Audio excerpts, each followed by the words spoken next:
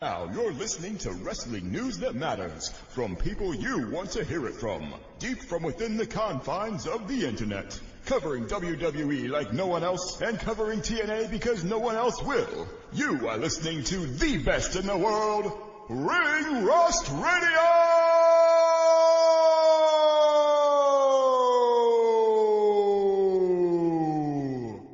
Brad Maddox.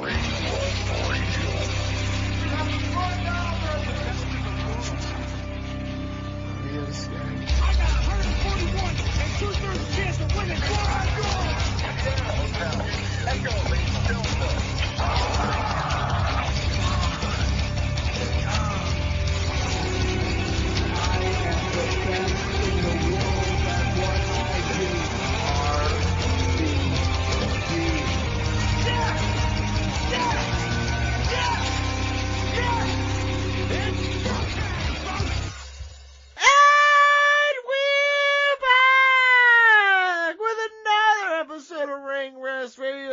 go, goddamn wrestling radio show on Spreaker, on the internet, in the whole goddamn universe, folks. I'm your host, Don Wood. Looking fine, feeling fine. I'm shooting. Start the show, Mike. What was that all about? I was shooting. I don't need to tell you what I was shaking on that one. I started shaking. I came to a climax live on air. That's a podcast radio first, right there. I knew you missed us, but wow. 21 days of holding that in. It took me 3 shakes and a whistle, and I fucking Spider-Man'd all over the front of my pants. Nice. Shot shooting webs, BJ. You'll figure it out when you get older. BJ, speaking of getting older, Saquon Barkley's a little older than he was before, but he's still doing pretty good things. You see how good he is? You know what he likes? 70-yard runs. He loves them. He loves them since he came over here. It's awesome, man. It's awesome. Can I tell you something? Josh Allen probably going to be MVP as long as he doesn't get hurt, because the team is like kind of dookie, but he's pretty good. He's pretty good. But man, he's all right. You're finally admitting that. No, he's Carson Wentz. It'll eventually improve. Right, gotcha. But it's like Saquon's doing some shit over here. I don't know if you noticed, BJ, but I like that in a way. Me giving an F to Russell Wilson. By the way, when we were gone, he referenced that again. Did you see Every that? Every time he wins a game, that motherfucker has to say He's like, about it. Donald Wood's out here giving us F's. So like, dude, then you fucking lost to the Browns the next week, so shut the fuck up. Yes. So it is what it is. But yeah, that is true. Can we just admit this right now? I know it's off topic, but when Russell Wilson goes into the Hall of Fame inevitably, he's gonna mention me. Well, he won't mention your name, but he'll mention that fucking article for sure. Yeah. That is. He's obsessed with it. That is one of the most insane things that's ever happened. You should take credit for his career being good. He's seriously, in a weird way. Motivator. In a weird way, he definitely has it hanging in his man cave. I fully. Sierra sees it every night. Oh yeah. So the truth is, I fully expect at some point to have HBO at the door be like, listen, you know what I mean? Like, you're the one who gave the F, right? You're the F giver, right? Just like Donald Wood, F giver. I'm like, but I don't give an F. And they're like, no, you gave one. You gave one. That's the one that matters. And that's why I haven't given a single F since then, dude. I just don't give an F now. Yeah, see, now you have to be prepared with what you're going to say. I had an interview for it, and I was totally honest. I blame my fucking editors for assigning me a late article on shift. It was like, I barely cared about that shit, dude. I fucking copied from Mel Kiper, and he was dumb as shit. I just added an F. Plop. You copy people's shit? Oh yeah, they call me. That does that. I got trouble for this mock draft one time, NHL style. Somebody, that seems like a different story. Okay, Brandon Galvin, schedule. Good football podcast to start. See, I told you. But this is a wrestling podcast. We are going to review AEW Full Gear. We're going to preview WWE Survivor Series. We got Dirt Sheet Busters. We have the final WWE Fantasy Standings updates before the final update. The penultimate, right, Don? Penultimate, there you go. Right, penultimate. I don't know why that's a word that you never knew the word before 2 weeks ago. Always knew the word. Two penultimate weeks ago. Penultimate's not a great word. I use it sometimes in articles just to sound smart. Hell yeah! Listen, that is 100 100%. I also like Zenith is another one I like to throw in there. Zenith in his career. That's another one of those words I'm like, oh, you know what that means? Oh, you think it's Is it because it TV? sounds a little bit like peanut? No, well, no, because it was a TV. I don't know That's how Zenith Dusty is. would say penis. The penis. That's how I Peanut, that is. I can't say who would say that, but they would sound like penis. We got Fanny so much more. Mike. You love talking about penises? This is the podcast No, for I you. defy penis. Okay, well, again, this is the podcast for you. Guys, interact with us on Twitter at @RingRustRadio. Email us, be part of the show, ringrustradio@yahoo.com. Also, buy our merchandise, prowrestlingtees.com/ringrustradio. So many great t-shirt designs, including Cut Your Dick! George Cruz told us this week that Daniel Hayden's been ghosting him for a year, probably because he bothered him sometimes. Well, no, actually, Daniel Hayden, I don't know if he's truly ghosting him or not, but he does not ghost me, so he's not ghosting us in So general. he's alive and well. But, no, he is. And honestly, in a way, he's doing better than ever. His family's doing great. Hey. His job's doing great. He's a graphic designer. I'm not going to say we created him. Very talented. I'm not going to say we created him, but. We gave him the platform. He's like. Sometimes that's what you gotta do. He stood up No. on the box. He realized there's only 10 people out here. I thought there'd be more. And then he's like, I got to get the fuck out of here. And that motivation, that got him started. Sometimes the best thing you can know is what you don't know. Like that? Lift your fucking head. just Lift said. your head. Mm-hmm. Yeah. Like that. The journey of 1,000 miles starts with but just one step. Wow. That wasn't as good. Support us at patreon.com/RingRustRadio. You're going to get ad-free episodes signed for fantasy drafts and brackets, make us watch wrestling-related movies and pay-per-views, and so much more. Yeah, should we talk? Also, Oh, yeah. go I forgot ahead. you. No. Go ahead. What do you got to say? No. You're Check gonna out talk- Ring Rust Radio on YouTube for updated clips and Triple R Gaming. Danny. Danny? Danny got a new We've been cheat gone a game. while, guys. It's all right. So, we've been playing different games. Like, people would actually watch them, maybe. Yeah, like Among Us, seriously. Fall Guys, Dead by Daylight each week, and posting early access on patreon.com/ringrustradio well before it hits YouTube. If you're interested in joining a session, email ringrustradio@yahoo.com. All right, Donnie. We played Call of Duty, by the way. Donnie. Yeah. You need to download Pokemon TCG Pocket and just live stream yourself. Fucking open up packs. Didn't you pitch it to him a couple weeks ago? I did, Yeah. and he was ignored I then, did. and he will continue to be ignored. It is so addicting. We have fans of Ring Rust playing the game. It's fucking great. Just start opening some packs. You know what? That'll make a really good Facebook short series for you. Enjoy that. Not for me and not for you either, because you're fucking banned from Facebook for being a dumbass. I am banned from Facebook. Wait, That's how'd you true. get banned from Facebook? Using slurs and curse words. In the group? Yeah. Yep. So the group banned you? No. No, Facebook group me. Facebook banned you. Yes.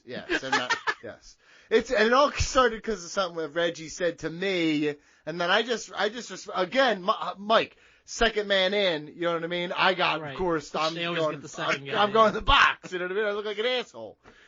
But yes, I'm banned from Facebook. So I had to make another account just to go on the marketplace, and I'm not doing this again with the group. I'm done. I'm fucking done. Yeah, so. But yes, let's talk wrestling. We're gonna put this all in order. From LW to Dark, we about to have a discussion about the one true sport. Who's selling the finish? Does this make sense in the art? Tell me who botched, who rocked, who's cashing in on the marks. These takes are uncut, man, they're pure and they're raw. Blow up like dynamite, have you smacked down on the floor. On a collision course with the number one source. Now let's head back to the ring for the latest report. Ring Rust. Alright guys, time to talk about it. We're gonna struggle on day. Nobody cares. It's Come on, Thanksgiving week. Danny. Come on. Come on, huh? Yeah, I see a bunch of words here. It looks like I'm on the Wikipedia account instead of reading our fucking schedule. The laziness When I is saw on this, so I just saw I didn't even know about this, and then I just opened it up and I was like, you know what? It's kind of creative. I will say This this. is the smartest idea I've had. Before we talk about all the wrestling, we got to get into the deaths. And the first death I want to mention is our schedule. It lived a nice long life, but this lazy motherfucker's just copying and embedding fucking. Embedded Wikipedia shit. But just give me the two questions that we talked. I don't need the whole thing. This is too much. No, because I used The one thing I will say, It's a little hard on my eyes. It's so tiny, dude. Would you measure it with your Can we dong, size dude? it up next time? maybe? Holy fuck. I'll try. Yeah, do it for you dude. guys. You're like, it's got to be twice as big as my dong, and it's almost 3 times as big. Holy shit! For real, I'm literally picking the computer up. Is this me being old? I was at Look at my monitor. I literally just picked up the laptop to bring it to you because I can't bend over because my back's hurting. I feel this is the worst. I'm officially getting old. 37's the worst. In one night, I tore my groin and my shoulder up. I laid on the mat. Dude's like, "You all right?" I was like, "Nah, I'm just hurt. Can I just lay here?" He's like, "Well, we got to keep rolling." I was like, "Can you roll me?" I was in so much pain. I tore my groin. I never did that before. It hurts so bad, dude. Oh God. So yes, we're officially old. Because you didn't cry to us for fucking 4 days on. No, it was a huge. I feel terrible because I haven't worked out in fucking. That was last Tuesday, so literally 7 days. I haven't worked out or done anything. I feel like shit. Because you tore your groin? You always and my rotator cuff is fucking sore as shit now, too. Like, they just went at the same time somehow. Like, 2 pieces of metal failed at Jerry's house instead of just 1. It was fucking crazy. Okay, and the other death, real quick, let's get into this. The death of Kamala Harris and Mike Chiari. Oh, shit, dude! Oh, shit! Cry me a river. You know what's so funny? Long ago, that one guy, he said he saw liberal in your cold eyes, and that motherfucker was right. Now I see tears, dude. He was actually talking about everybody that was in the photo. I will say this including you. He said that one guy that was cool. I just want to say right now, I'm not going to talk much about politics because we know that doesn't go anywhere positive. I just want to say it's nice to have a WWE Hall of Famer in the White House. It's nice to have WWE Hall of Famers on the campaign trails, in the cabinet. I don't think Linda's a Hall of Famer. We got guess what? This year she will be. If they're smart, they'll capitalize on that shit. Put her in. Put her in, cowards. It's amazing to think that funny she got put in and immediately, normal people started learning about scandals, like the Ring Boy scandal and shit. Dude, yeah. It's there's a lot more where that came from. It's, hello, welcome to wrestling. Just shaking everybody's hand welcome. It's really dark under here. But yes, it's a great time to be Kane or Undertaker or really any white man. Honk if you're white. Yeah, that's right. That guy's white as shit. He won't stop honking. That's probably the guy with the Trump flag down the street. Holy shit, dude. Yeah, that's what I'm going to get for my I don't have any flags for my pickup truck, but I'm going to get 2 big ones, you know what I mean? It just says freedom and fucking rock and roll. All right. All right, well, let's... intro sucked. Yeah, no, well, listen, I didn't have any deaths. I didn't look any up. But we got to get... It's so hard to get through all this. Where's the wiki entry for the thing I want to talk about first? Oh, found it. All right, guys, listen. Before we get into WWE and all the crap we got to talk about with Survivor Series or whatever, we start with the most important part. Our buddy Just Joe, our correspondent live in Newark, spitting on Devil's logos. He told me that in the urinals, on the back of the urinals, there's Devil's logos. Are we talking about Joe Arcidiacono? Yes, and he was he went to Newark for Full Gear. Did he live? He did. I went to Newark plenty of times. It's not New York at all. It's over in Jersey, and it's not even that bad. They want to be New York. Why else would they call themselves Newark? Listen, it's just New York if it was phonetically done by a mutant. Newark. Copy my homework, but try to change a little bit. Newark. Did you slur your way through this word? Be like, yes, I did. Okay, this is great. Okay, so let's get in. Listen, real quick, I just want to mention something. I know you guys didn't get a chance to catch that Full Gear preview, but if you're not into Big Boom AJ, The Rizzler, and Big Justice, let me tell you something, dude. I didn't know who the Costco guys were. Admittedly, I was ignorant because I'm not on social media.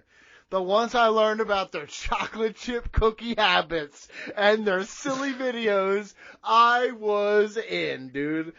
Glad to see QT Marshall back. Huge asset for the company. And Big Boom, AJ. Fucking, to be honest, Mike, you knew about the Rizzler.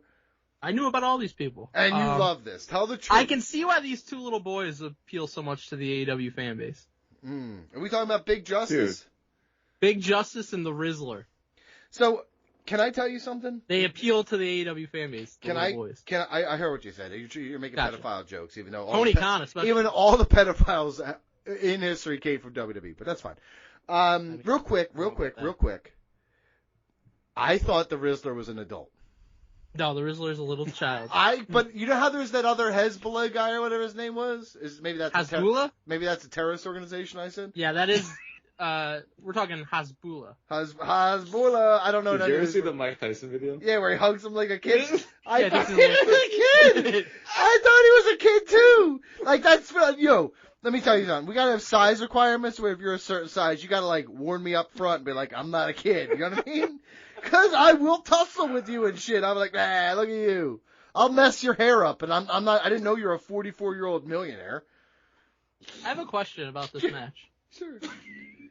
By the way, it was fine. The whole premise of it was fucking stupid, but I understand why AEW did it. Because literally, the fucking Costco guys are all more over than anybody else on the roster, so I get what they're trying to do. Honestly, they're one of the most over gimmicks in fucking all the world right now. What is the Ace of Space Academy? The Ace of Apparently Space. Apparently that's who was in the corner of QT Marshall. I watched this match. Don't know what that means. That's the school. Remember they closed down they closed down Nightmare Academy and they opened up the Ace. Oh yeah, because Nightmare Academy is like WWE ID accredited now. Yep. That's hilarious. Oh, they're cornering the market. They're NIL on that shit. Yep. Smart. It is. You got anything else to say? I thought you're the one who made a thing. Like you were gonna say I already something. said what I had to say. It was stupid as shit. You wasted my time for that. I said it was fine. I said I understand why they did it because they're more over than anybody in AEW. Can I tell you? And then I asked who the Ace of Space Academy is. I gotta tell you right now, Mike. I think the most haunting. The Ace of Space. He's the Ace of Space. The Ace of Space. He's gonna take out that. Yeah, dude. Lemmy's ghost is gonna come back and be like, that fucking Ace of Space, that song, I'll kill him. Real quick though, I think the most haunting thing I heard in all this was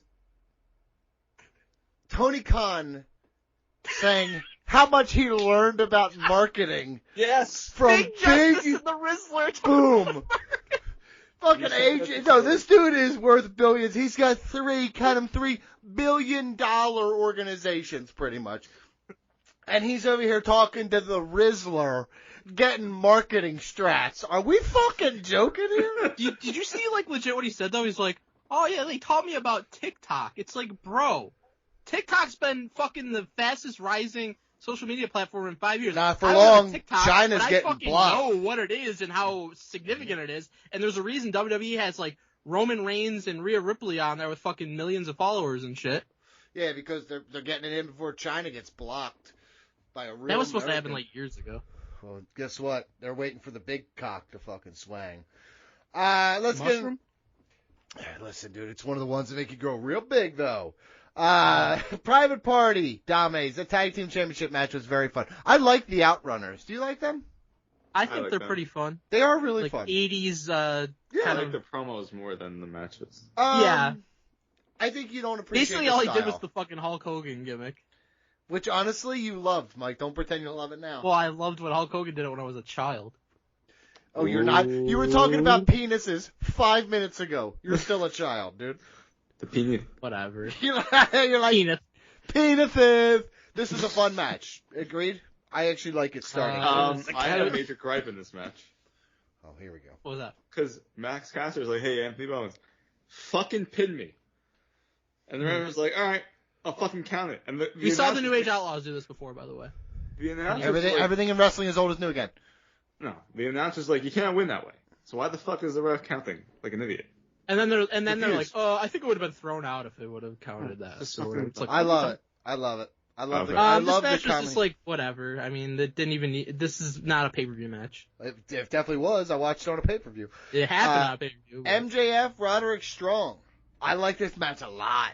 You could argue about how you felt coming in about it, but in terms of match, absolute banger. It was fine. I'll be honest with you. This is one of the most boring pay-per-views they've ever put on. Like, very little felt important.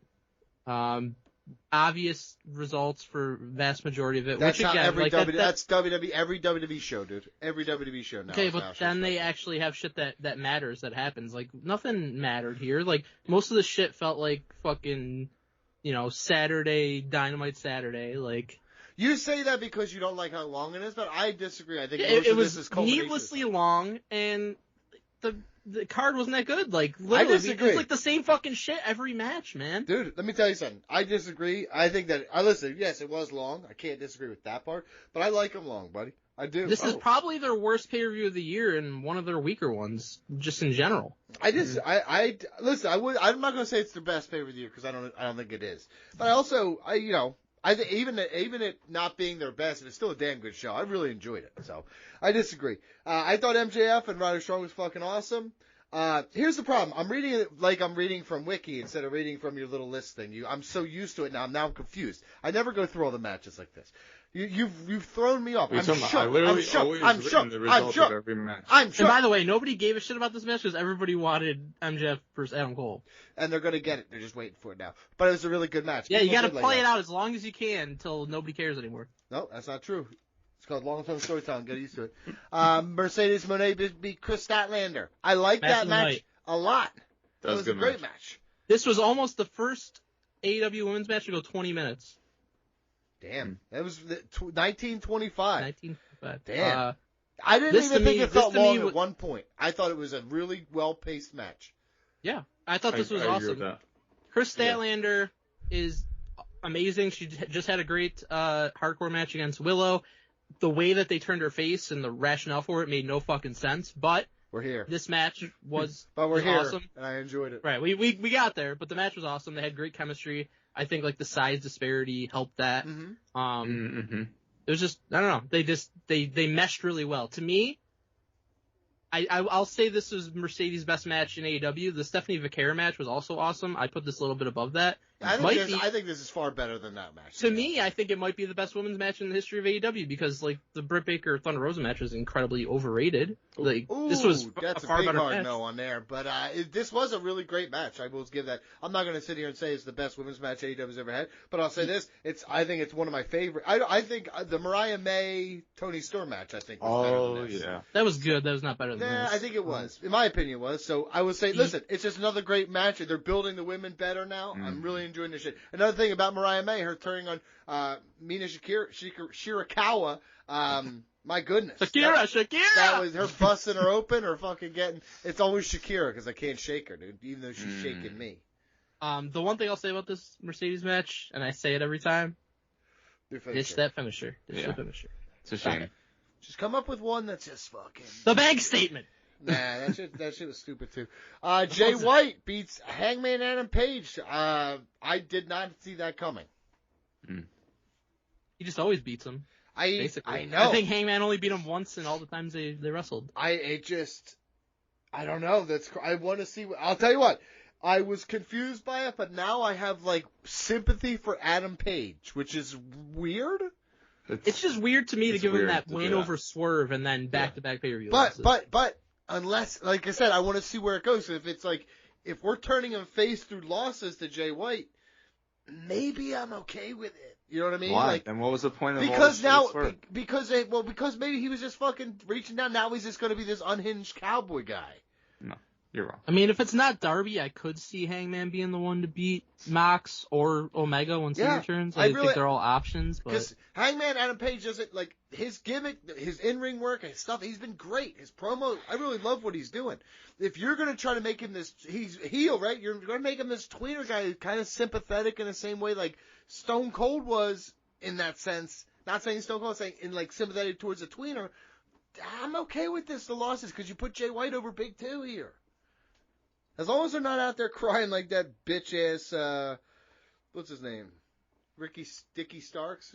That fucking guy. Oh, now you hate crybaby, dude. What a crybaby. What a crybaby. What a crybaby. They fucking benched him on the sidelines even though he was way over, and they fucking extended his contract. He said he's gonna leave. For no reason to not even use him. Yeah, they're gonna bury him. Oh, because Vince never buried anybody who's gonna leave. Well, Vince ain't there no more, brother.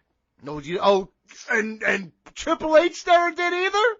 Well, Tony Khan's been doing this shit way more than Triple H has been doing it. Triple H has Triple H gotten literally his his reputation allowed them to go. Yeah, okay. You're ignorant as Why shit. is Bobby Lashley in AEW? Yeah, why is Exactly. He could have fucked with Bobby Lashley if he wanted. He could have added injury time, and he didn't. Tony Khan's hold on. hypocrite. He also could have pushed him. He also could have pushed him. He wouldn't do business this way, but he did it with Phoenix, and he's doing it with Ricky Starks.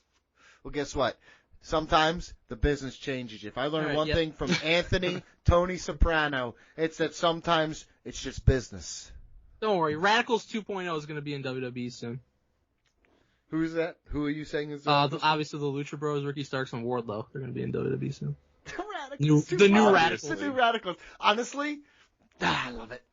I do. You know I would. Kyle Fletcher beat Will Ospreay. Again, I'm a big Kyle Fletcher mark, and I really do like him. And did you hear what Tommy Dreamer called him? No, what did he call him? The next Randy Orton.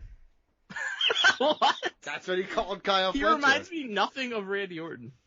Not in body, stature, or size, or anything like that. Demeanor. Not even in wrestling style. Dude, I'm telling you, listen to Tommy Dreamer. Really good points, man. I liked him before, but Tommy fucking gets it, dude. Yeah, and then he defeated Will Ospreay by pinfall, which was crazy. Again, 2 results back-to-back I was, like, shocked about. And then did you have any thoughts on this match? I did want to say something about this match. Mm-hmm.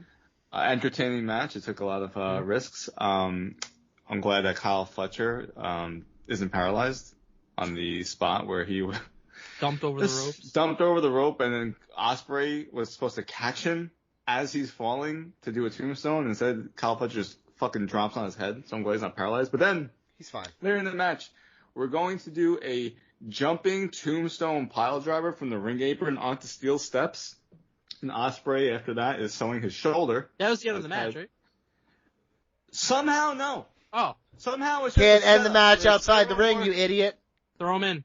Throw him in. Let's have another, 7 minutes of a fucking match. Why? 2 words, Mike. 2 words. Why? Tombstone pile driver onto steel steps is just the setup for another 5 minutes. No, it's a setting up for the what? What kicks in when you get brained? When you get brained on metal. Spirit. What fighting spirit? Fighting spirit. When your brain gets scrambled.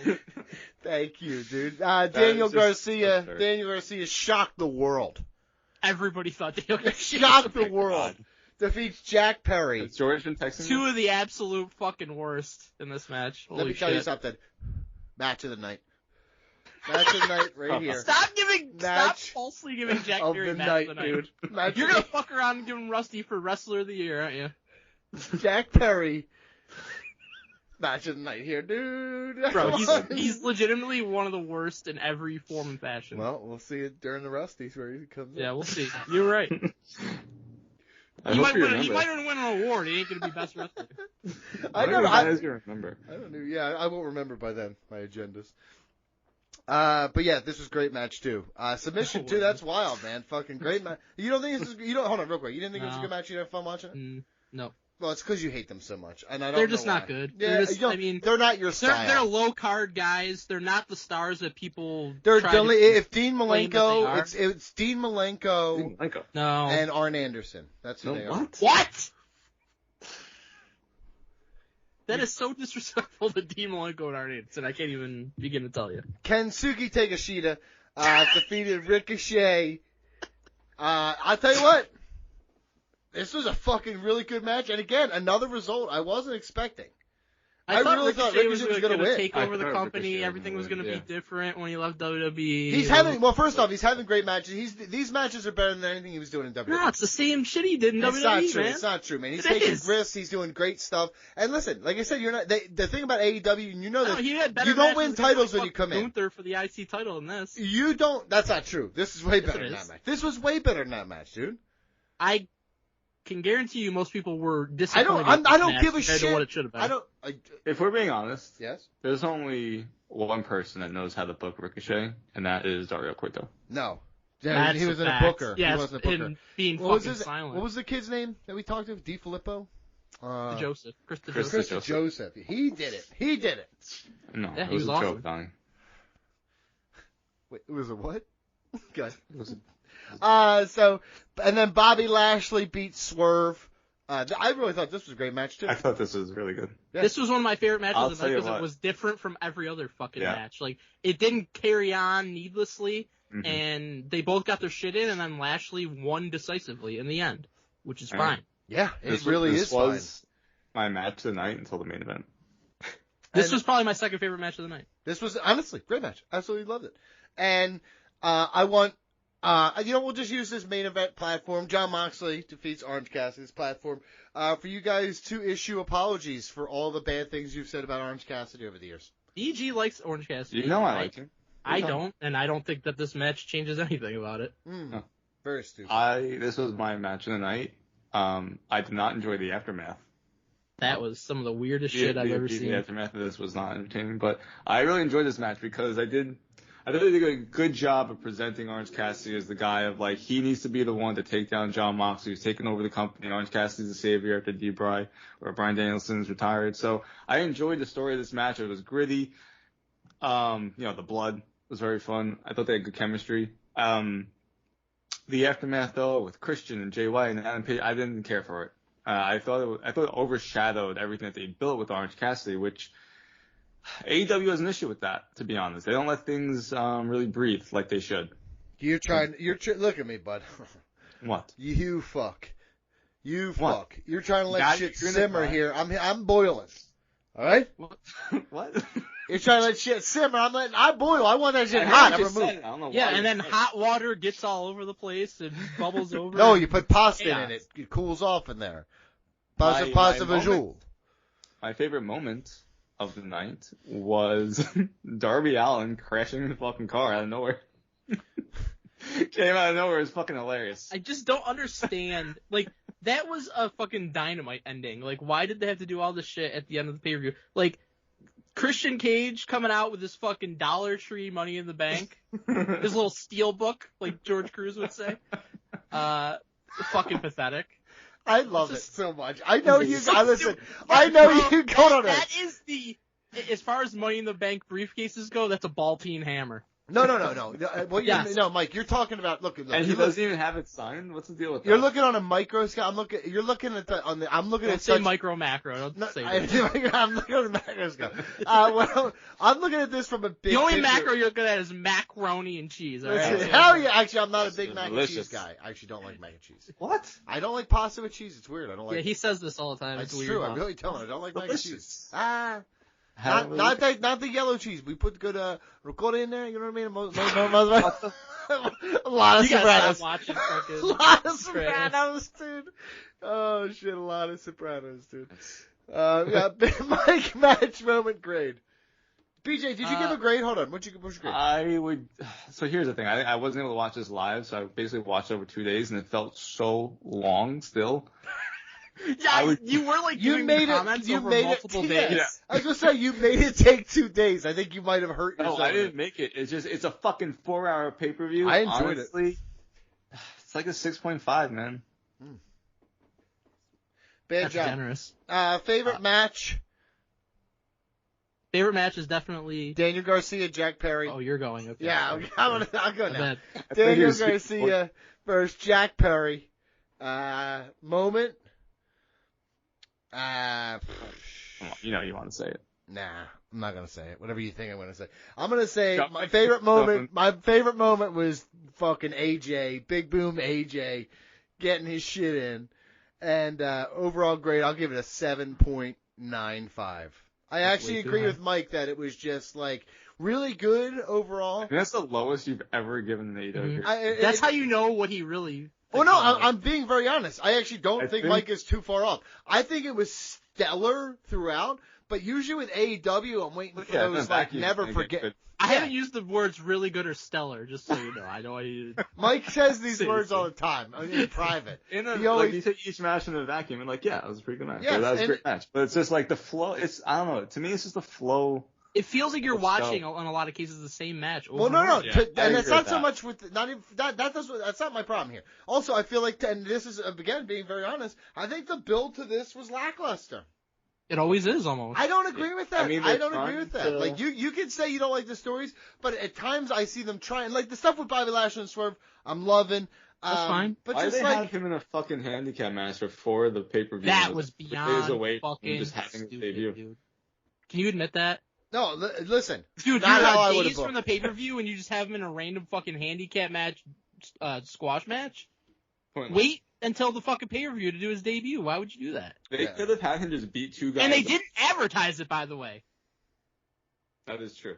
It was surprising. To make it even worse. All they had to do was have him beat up people, and then Swerve comes out and saves. Can I say something honestly? Can you let me be? I know it's against the family's policies to go to a psychiatrist, but I want to talk honestly here.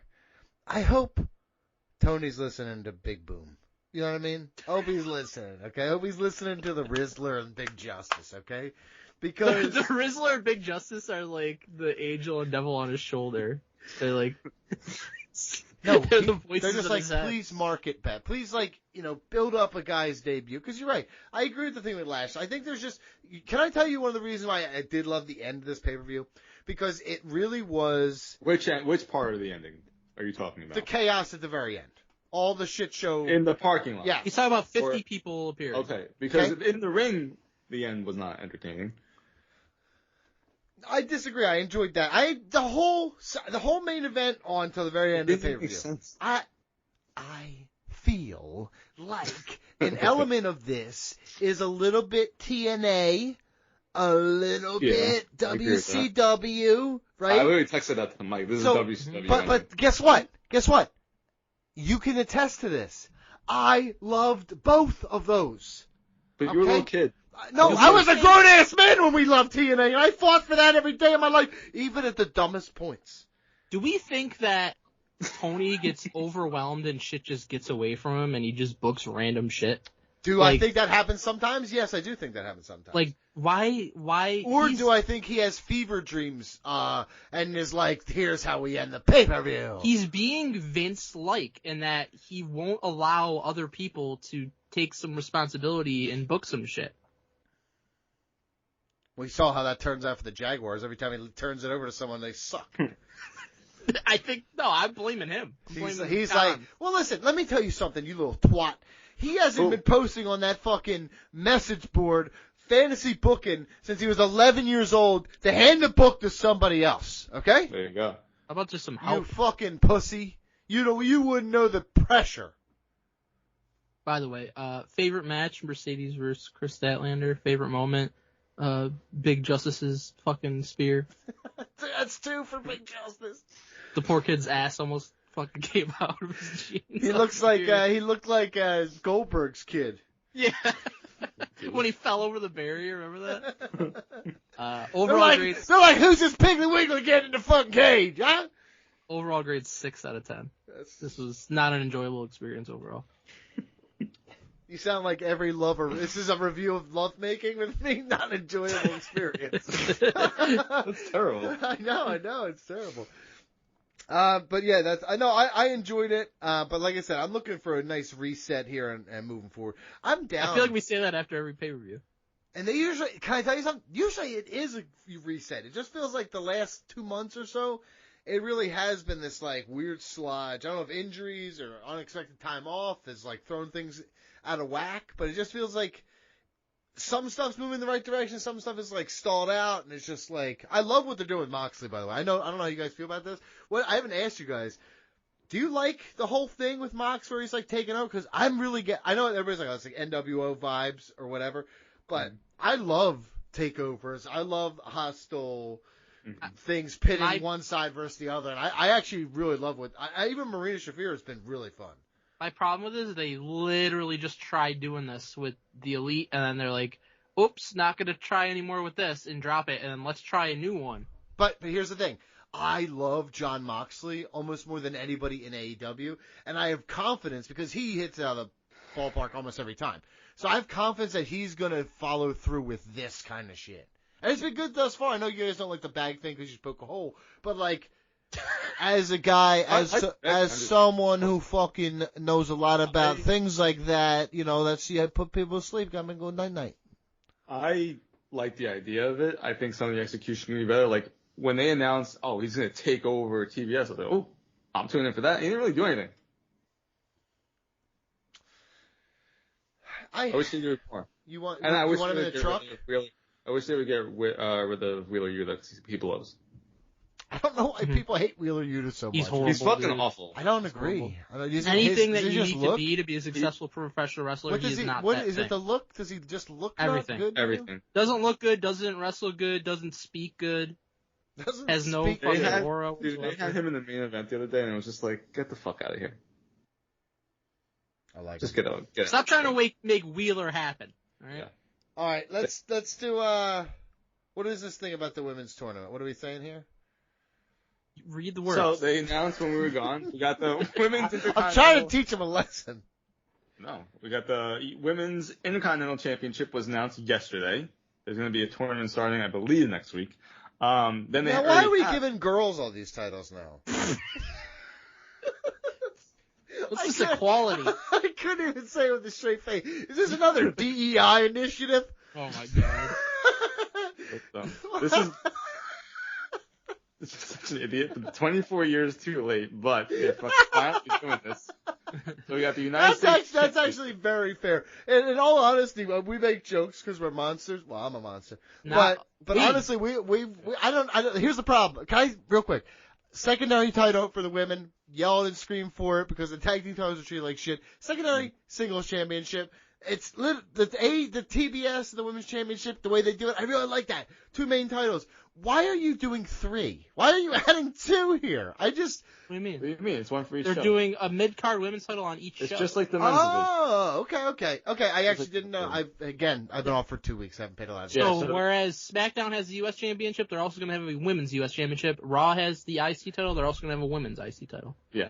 There's okay. Again, equality. All right, I'll take it back because that's exactly what we were asking for. So the beauty of it is now they're going to use basically every woman they have on both rosters, which is what it's a lot better. That's all we've ever asked for. So they're currently running a tournament on SmackDown. We got Bayley and Chelsea Green to the semis. I can read it. I see it. I saw the words.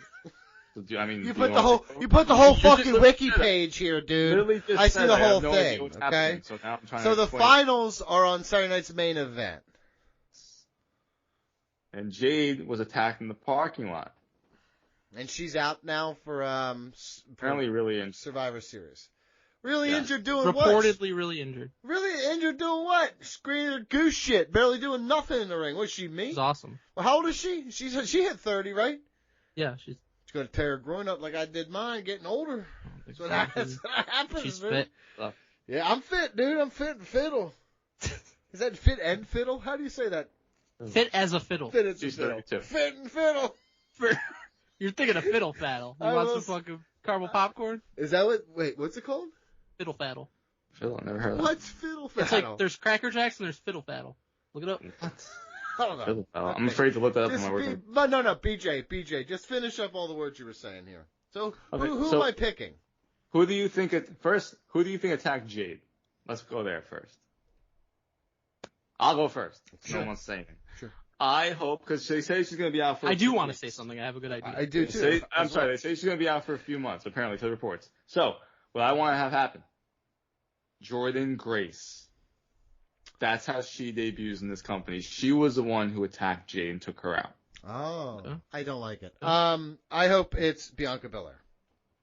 I don't. I think she's a babyface through and through. Yeah. And I think it's Naomi. Nia Jax was like blaming her, and she's like, "Fuck that! It wasn't me." I think that's like meant to like throw you off, and that it really was her. The reason I think it's really her is because it gives you options if it's her. Because let's say Jade's out for multiple months. The report is at least 3 months, but it could be more. For what injury? Instead of having, what's the injury? Mm-hmm. Don't know. Hold on. It's a neck injury. Hold on a minute. But that was like from some weird thing I've never heard of. So how am I gonna, if we don't know the fuck injury, how do I have a timetable? I don't know. To ask Meltz. What is your sourcing here? I'm not sourcing anybody. I'm saying Meltz said she's out at least 3 months. He didn't say what the injury was. Oh, okay. Anyways, I think Naomi makes sense because instead of having Bianca relinquish the titles, you can say Naomi could be like, hey, I'll be your partner replacement for Jade. All 3 of them teamed together at WrestleMania last year. Naomi and Bianca are friends in storyline, so you can do that. Then, if Jade's not able to come back for a WrestleMania season, you could have reveal where like Naomi's like, I took Jade out, and you can do Bianca versus Naomi at WrestleMania. But if Jade can come back, then that also, you can have an out in that way. You could do Jade versus Naomi. She could be revealed as the attacker. Or you could still find a way to get to Bianca versus Jade. I just think that Naomi makes the most sense and gives you the most options if you really don't know when Jade's going to be back. Nah. It was fucking Bianca Belair. Sorry.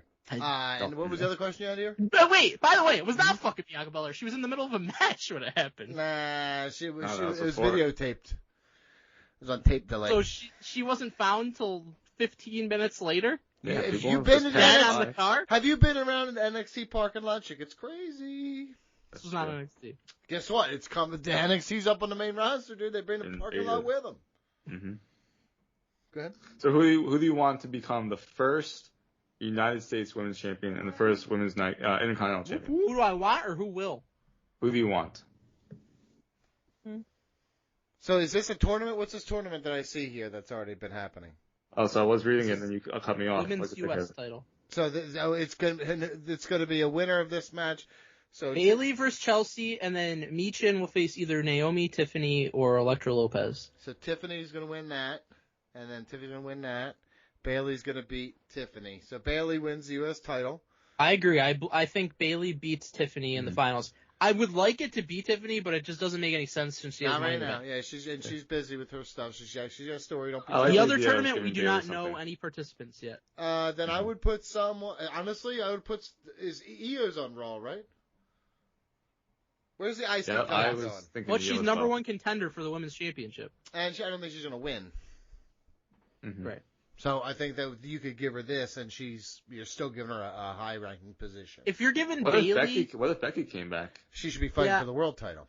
I know, but it's like you could be the first Intercontinental. Like that's pretty important. I do think that a return is possible because if you look at the Raw Women's roster and the SmackDown Women's roster, the SmackDown Women's roster is significantly better. Yeah. So I do think it could be ripe for like Charlotte to return or Asuka to return or Becky to return and win it. But I wouldn't mind if you're going to have Bayley win this one. I think you should kind of go out of left field and have somebody that hasn't really been getting pushed or getting the spotlight. Maybe like a Zelina Vega, who I think we all like. Mm-hmm. I think she would be good for the title. I'm somebody not sure. Like that. I don't think that's very good. I'm over that. You're over Zelina Vega? Is it because her fucking husband wants to leave AEW and go home to WWE? Where he belongs. She's not my style. So it is. Maybe Dakota Kai could be cool. Yeah, I thought her was an option. Dakota Nye for me. So we'll have to figure that one out. I don't know what that means. Phil Nye? What if Asuka comes back and wins it? I said that awesome. As an option. I didn't hear that. You did. She just totally cherry-picked that shit, dude. I did not. She did. I said Charlotte PJ, or Asuka you see that shit? Or Becky as a return. You did not. You just slipped that in there. You said Charlotte for sure. He said Becky. He said all three. He's full of shit. He's full of fucking shit. So we're both full of shit? Yeah. Welcome to the world, buddy. Okay, let's talk Survivor Series. D'Lo Brownhead's out. Get him shaking. Can I zoom this the fuck in? Why is it so small, dude? Is there a zoom in button, dude? Hold on. Can I control? Put your fingers on your screen?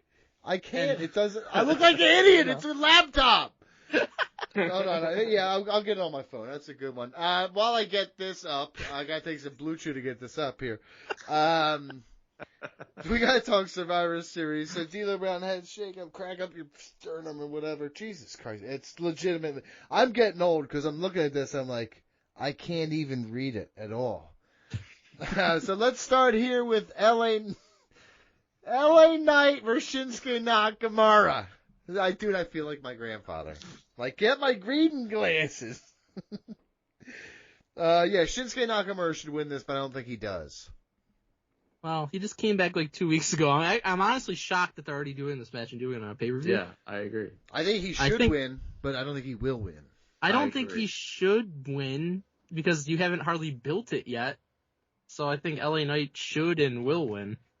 That's why it's like, so LA Knight just beats Nakamura and then Nakamura's return just blows. Right. Well, no, that's my thing. That's why it wouldn't make sense. Like, they should have had, I thought they were going to have this at Saturday night's main event. No, you have Nakamura, have LA Knight underestimate him, Nakamura catches him, knocks him out, cleans his clock, and then fucking LA Knight, now we got a more serious Hey. Hey. How about no contest for this one? Because they need to build this better. Yeah, or he just wins the title, knocks him the fuck out, and now we get a more serious, aggressive LA Knight. Actually, well, like to have happen here, Donnie. And they eventually team up and form a tag team. That'll be fun. Nakamura. I really love them as a duo together. Like Nakamura being very serious, fun. But he's honestly Nakamura's super charismatic. Jokester. I know, but he doesn't seem like a jokester in this character. Yeah. Not right now. Not right now, but eventually he's the king of strong style. Nakamura, king of strong style. He fucks up LA Knight in this match, to where like the referee has to call it. Like you're not like he won't stop beating him in the corner, for example, or something like that. He won't stop beating him off. Hell yeah. In the corner. I wish. And then the ref calls the match, and then you get the rematch Saturday Night event. Okay, I'd be fine with that. I am convinced. I read an article on Bleach Report on Friday that says he should win, and I'm going Nakamura winning. There you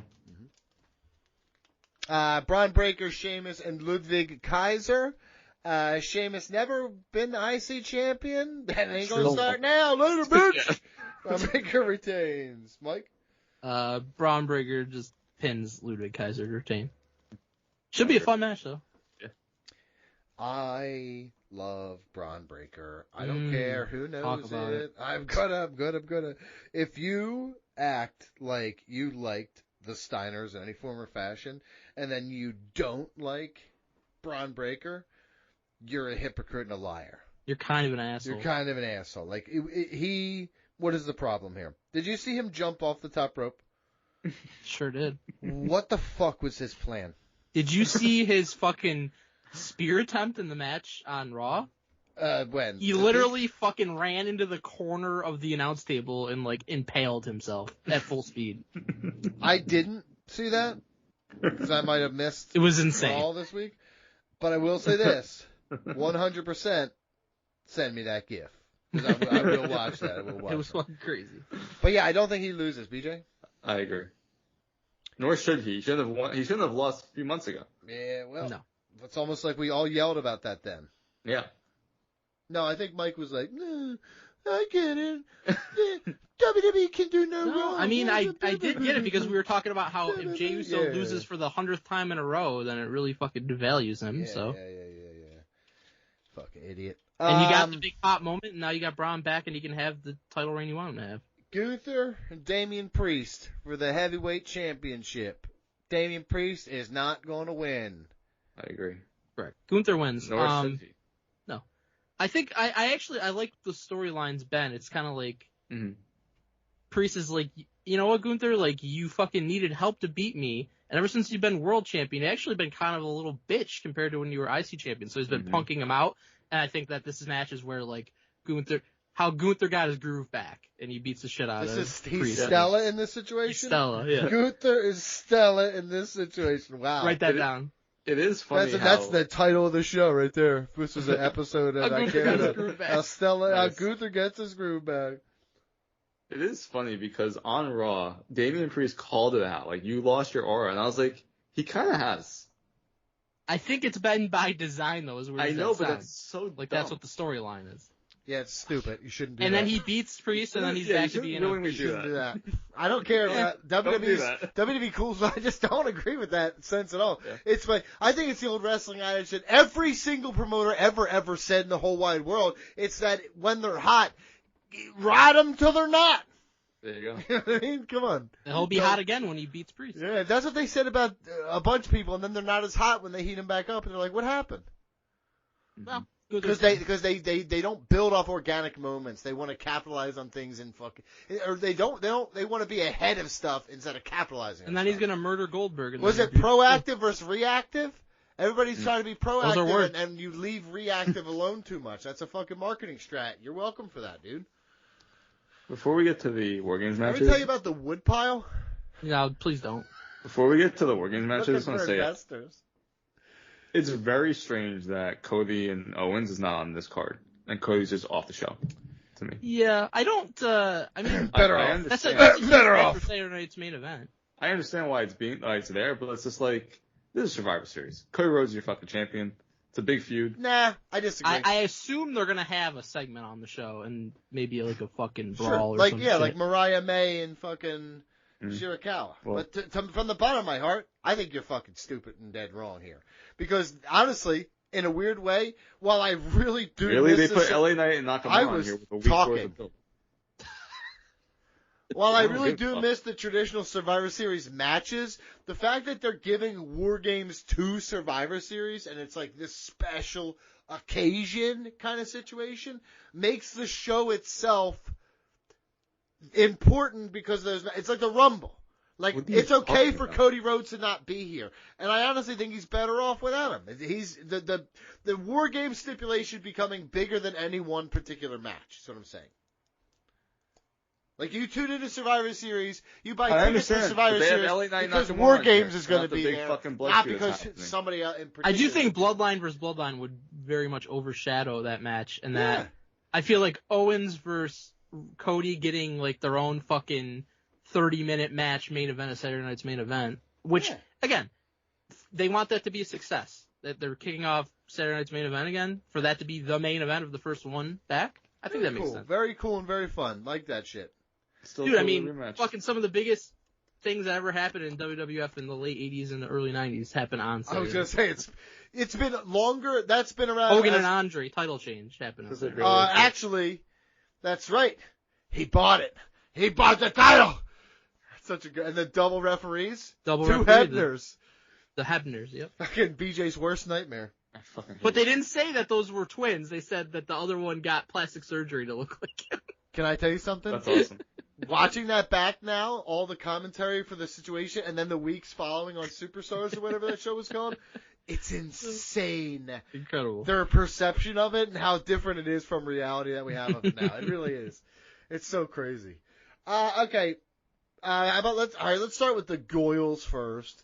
Rhea Ripley, Bianca Belair, Naomi, Io Sky, and Bayley against Liv Morgan, Raquel Rodriguez, Nia Jax, Tiffany Stratton, and Candice LeRae. Number one, just want to say this. Fucking random. That's a lot, very random, but that's a lot of fucking talent in one of these matches. And I'm down for that. I can't wait. It's gonna be awesome. I think it ends up with Liv Morgan. Io and Tiffany are going to be jumping from the top. Will Io put a garbage can over her body and jump off the top of the cage? No, she's going to do something different. Something different. Tiffany's definitely doing a moonsault from the top. Uh-huh. They might both do it at the same time. Yeah, that's corner to corner. It's going to be fucking amazing.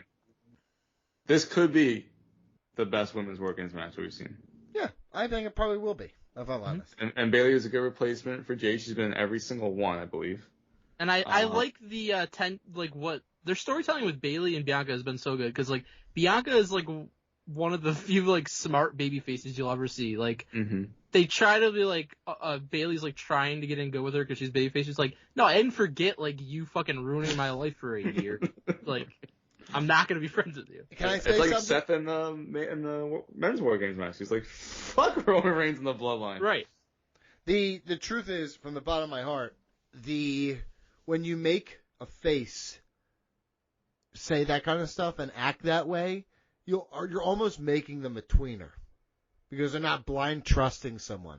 That's stone cold stuff. It's fucking literally nobody boos Bianca though. I know it, but I'm not saying it's a bad. I'm not saying it's a bad thing. I'm saying it's adding depth to a character, and it's honestly wonderful. That is good. It's just not making them a moron like they usually do. Well, honestly, it's John Cena. It's the John Cena mold. Looks like a fucking idiot all the time. This is a piece of shit, a coward inside his heart. Sorry. In the heart. And Bianca's the antithesis. Yep. She's for the streets. Wait, does that mean what I think it does? It's not like a good thing. I'll say this. It's a good match. I think Liv Morgan pins Rhea Ripley. I do not think that. I think the baby faces win. I don't think you gain anything from the heel team winning here because you have both champions on that team. I think it makes more sense for the baby faces to win than you're building towards title matches because of that. The only way I could see the babyfaces losing is if somebody on that team turns and reveals themselves to be the attacker of Jade, but I don't see that happening because my whole idea was that Naomi's going to pretend like she was not the attacker for a while and be with Bianca. Yeah. No, I think Rhea Ripley loses to Liv Morgan. PJ? I lean towards Donnie because we have to build this all the way to WrestleMania, I assume. Don't lean too far. I fall. I'll say, You're always falling off a fucking cliff if you're agreeing with that. We might have to come back to this depending on how I feel about the main event. Okay, great. Okay, you don't know how you feel yet? He's got a case. He's still counting faces versus heels. There's only 5 matches. Tough. Roman Reigns, the Usos, Sami Zayn, and CM Washed Punk with Paul Heyman against the Bloodline and Bronson Reed. Is he in the Bloodline? That's my question. Who? CM Punk? He's getting cozy. No, Bronson Reed. He's put the one up. Where's he from? He did put the one up. Where's he from? He is from Australia, but he's Samoan. I'd be cool with him joining because I want to see his Ancestry.com. I did not enjoy this happening, but we will find out later in the show why I am in love with this happening. That part, yes, because it's about Melts, but yeah, I initially was not like really into adding a fifth person. I like. Although Bronson Reed, he is a good fit. Honestly, Bronson Reed's a good fit for them. CM Punk is I'll can I say my bit? The reason I ended up loving this is because Paul Heyman comes back and makes CM Punk the fifth man, which is fucking huge. That was hype. It's fucking huge. It's fucking stupid. It's fucking huge, man. It's fucking huge. 1 year after his return at Survivor Series, one of the greatest returns of all time. It's very stupid. CM Punk is fucking washed. I think that CM Punk is going to walk out on that team, costing them the victory. I think the Bloodline wins this match, and it's because CM Punk walks out. And Paul Heyman's like, what's going on? I don't know what's going on. And then creates more turmoil. But I will say this. Turmoil? Turmoils. My house got turmoils in it. Can't even stop them. I don't think they're going to make Punk do heelish shit. No, they're not. I could see Seth Rollins screwing them over. No, CM Punk's walking out. We're getting tweener Punk. He's been wafting in Never Land since he fucking J-broned out Drew McIntyre. So it's fucking time for a little switcheroo. We're gonna go. Switcheroo.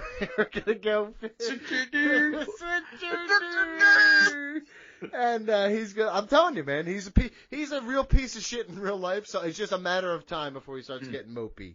And it's gonna be. In AEW. And then he got mopey. And then he tried to hit. And then he attacked. I'm sorry. I started crying. His coworkers started acting like children. What do you want? Mr. Jack He's working with fucking children and morons. Yeah. Anyone who says that out loud without being able to control themselves, in reality, is also very immature. So. It was awesome. One of the greatest moments of all time. Here's what do you do after this, regardless of who wins? CM Punk versus Roman Reigns, and that occupies his time. I think The Rock shows up after this match, right? I agree that The Rock shows up because there's definitely not filming anything on Thanksgiving weekend. I just think the babyface team wins because they literally just lost to New Bloodline at the last pay-per-view. Yeah, but it doesn't matter because they're right back on top all the time. And honestly, them facing adversity gets them sympathy. And now that's what I feel like. I feel like it does because and here's the thing. You're still trying to build up that Roman Reigns, the Usos, everybody's face. Everybody's good guys again, right? It's a long history of them being kind of dickheads. So they lose again in this multi-person match. You know what I mean? Sami Zayn could take the fucking pinfall here. And no one is worse for wear. You know what I mean?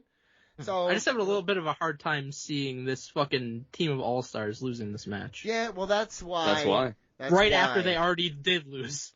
Yeah, but again, it doesn't hurt them at all, and it helps. So it are banking the heels again. Roman losing, not even 2 matches in a row, 3 matches in a row because he just lost to Cody. He's going to be winning. He's going to be winning the world title from The Rock at WrestleMania. So yes, I agree, and I hope that's true. But I think he's going to be just fine, but he's not going to take the pinfall. It's a fucking WarGames match. Shit happens. Well, I'm just saying, I just don't think their team's losing. Right. Well, you're fucking wrong. I don't know what to tell you. You're fucking wrong, bud. I'll say the heels, and I'm going to go back to the other women's match. I'm going to say the faces win. I think the faces win both of them, because either way, we're still getting 3 baby faces win and 2 heels win on the show, so it's still balanced enough. I think heels win both of them, so this is working out perfect in terms of our predictions. Your predictions are fucking off the rails, because you got 4 heels winning. Yeah. Yeah, guess what? Where is this taking place? This is Canada. Vancouver. Holy shit, I definitely dude. think The Rock is showing up at the end of this. Vancouver's very much a heel city, dude. That's By the way, 6 o'clock start. Fucking Hell yeah. injected my veins. Keep it like that. What is this? What day is this? Saturday, 6 o'clock. That's perfect. I'm not watching that shit. I just highlighted it by accident. How did I do that? I hate this shit. Cut LA Knight and Nakamura. Give me a 2-hour pay-per-view. Let's get the fuck in. Get the fuck out. Talk to me about Deadline, Mike. I don't give a shit about this. NXT Deadline. It's a pay-per-view. It's going to be coming up December 7th. They have the 2 Iron Survivor Challenge matches. They're doing qualifying right now. The men's one right now has Wesley, Javon Evans, and Nathan Frazier, so it's going to be flippy as fuck. And the women's one right now. So you'll hate it? No, because they sell. And then the women's one has Sol Ruka, Stephanie Vicaire, and Zarya, and this is going to be a fucking insane match. I can already tell you that. Yeah, cool. And then we have Trick Williams and Rich Holland, which I'm not excited about. Yeah. Excited about the Iron Survivor Challenge match. Shit looks that match stipulation dumb as fuck. HBK fucking created a great match type, an original match type out of fucking thin air, because he is the greatest of all time. It is quite dumb, but last year with Trick was amazing. It's been great both years so far. No, it hasn't. World's End confirmed, and what we're doing is we're getting the Dynamite League or whatever this thing, Continental Classic. What are they calling it? Continental Classic. Yeah. Rocket League. I really don't understand what the point of the tournament is still, though. You just win the Continental title? You gotta make it. You gotta make it for something big. You gotta do the G1 thing. But they don't. They just do it for the Continental Championship. You gotta. Well, look at me. I'm trying to fucking give a little advice here. You gotta say, you know what? We're just doing the G1 our way, and just do the G1 exactly like New Japan, and just say it's your way. I'll say literally all you have to do is say the winner gets a fucking world title match or whatever the next big pay-per-view is after this. No, you don't You do. Yeah. Well, yes. But you make it time it to where it goes all throughout the summer or something like that. You know what I mean? Right, like you build it up like to the whatever. G1. I'm not going to tell you to do exactly what the G1 does, but just do exactly what the G1 does. It's a poor man's G1. They're trying to make it a G1, but it wouldn't be poor. It wouldn't be poor man's at all. You could make it. Do you see the roster they fucking I'm saying what it is right now. You could make an incredible one. G1. I think it'll be Okada and Ospreay in the finals. I do too. Sure. And they'll be like, yes, New Japan, yes, head nod, yes. All right, did we miss any wrestling? Couldn't have. No. Especially, listen, you got to chill it with the wiki shit. I hate it. It's. I like it as long as it's just a little bit bigger. I'll see what I can do. No, because then it's too far spread out and shit. Like, that looks stupid, dude. Like, just I need what I'm gonna say. I need the best I can do is probably the same thing, but a little bigger. Could you make? You know what? Could you make it smaller? I'm gonna put it in. Can you make it smaller? I want to use a magnifying glass. I want to use. My mother does sewing and shit, but it's got one of those big ass eyes that goes over, like you look down on it. I want to use one of those machines, like a jeweler's. Too much to do, and not enough time last night to do it. And I was like, you know what? I'm just gonna take screenshots. Story of my life, Zaddy. When I thought of that, I was like, I'm fucking brilliant, and I wasted a lot of time on this fucking show for no reason. Wait, it'd probably be longer to do screenshots. It absolutely was not. Trust me. It was not. Okay. I was never 6 minutes instead of 5? No. Take a screenshot as a second. All right, let's do it. Come on. Got some Patreon poll results. Haven't been here for a while. Yeah, seriously, what the fuck did we do while we were gone? I remember all of this vividly, obviously. We had the best meal draft. You guys want to take a guess on who came first? Whoever the Ring Rust account voted for. No, I'm going to say I did. No, you and I came in last. Okay. Mike came in first. That's hard. Oh my god! Then Mongo, then Skeeter. I beat the fucking system. You beat Mongo, which is honestly astounding considering he told us he eat those hot dog things till he nearly died. And he told us I think it was on a fucking Rocket League, that Mountain Dew Baja Blast almost killed him. Mm-hmm. Kevin Kelly says Mike. Kevin Kelly! Kevin Kelly. Like you're supporting us, Kevin Kelly. Mike took it with the You're going to win that lawsuit too, by the way, bud. Corey Linky says Donnie lost me with a double cheesesteak pick. Gotta vote Mikey. Wait, what did Kevin Kelly say? Kevin Kelly said Mike took it with the homestyle mac and cheese pick. Goat side dish. Very the stupid. macaroni and cheese. Really. I was drafted in a macro sense. Alice Contreras says, I mean this with the utmost respect. Mongo knows how to eat. Okay, fair. Kyle Paulson says, cheers, Mike. Oh, yeah. Wow. I think I swept it. That's worth reporting. AJ Troy says, while I disagree with everything Donnie stands for in most cases, his taste in food is chef's kiss and can't be denied. Yes. Let's go. Mongo chimed in here and said, pickled sausage for life, albeit a short one. Albeit a short one. Hey. Next up, who has the best top 10 list for the best returns ever? Obviously. Whoever the Ring Rust account voted for. You know what? On this one, I'm still going to say myself. Me. Well, me and Donnie tied for first. Yes. Wait, so I was right. Wait, who did the show want to account vote for? You voted for me.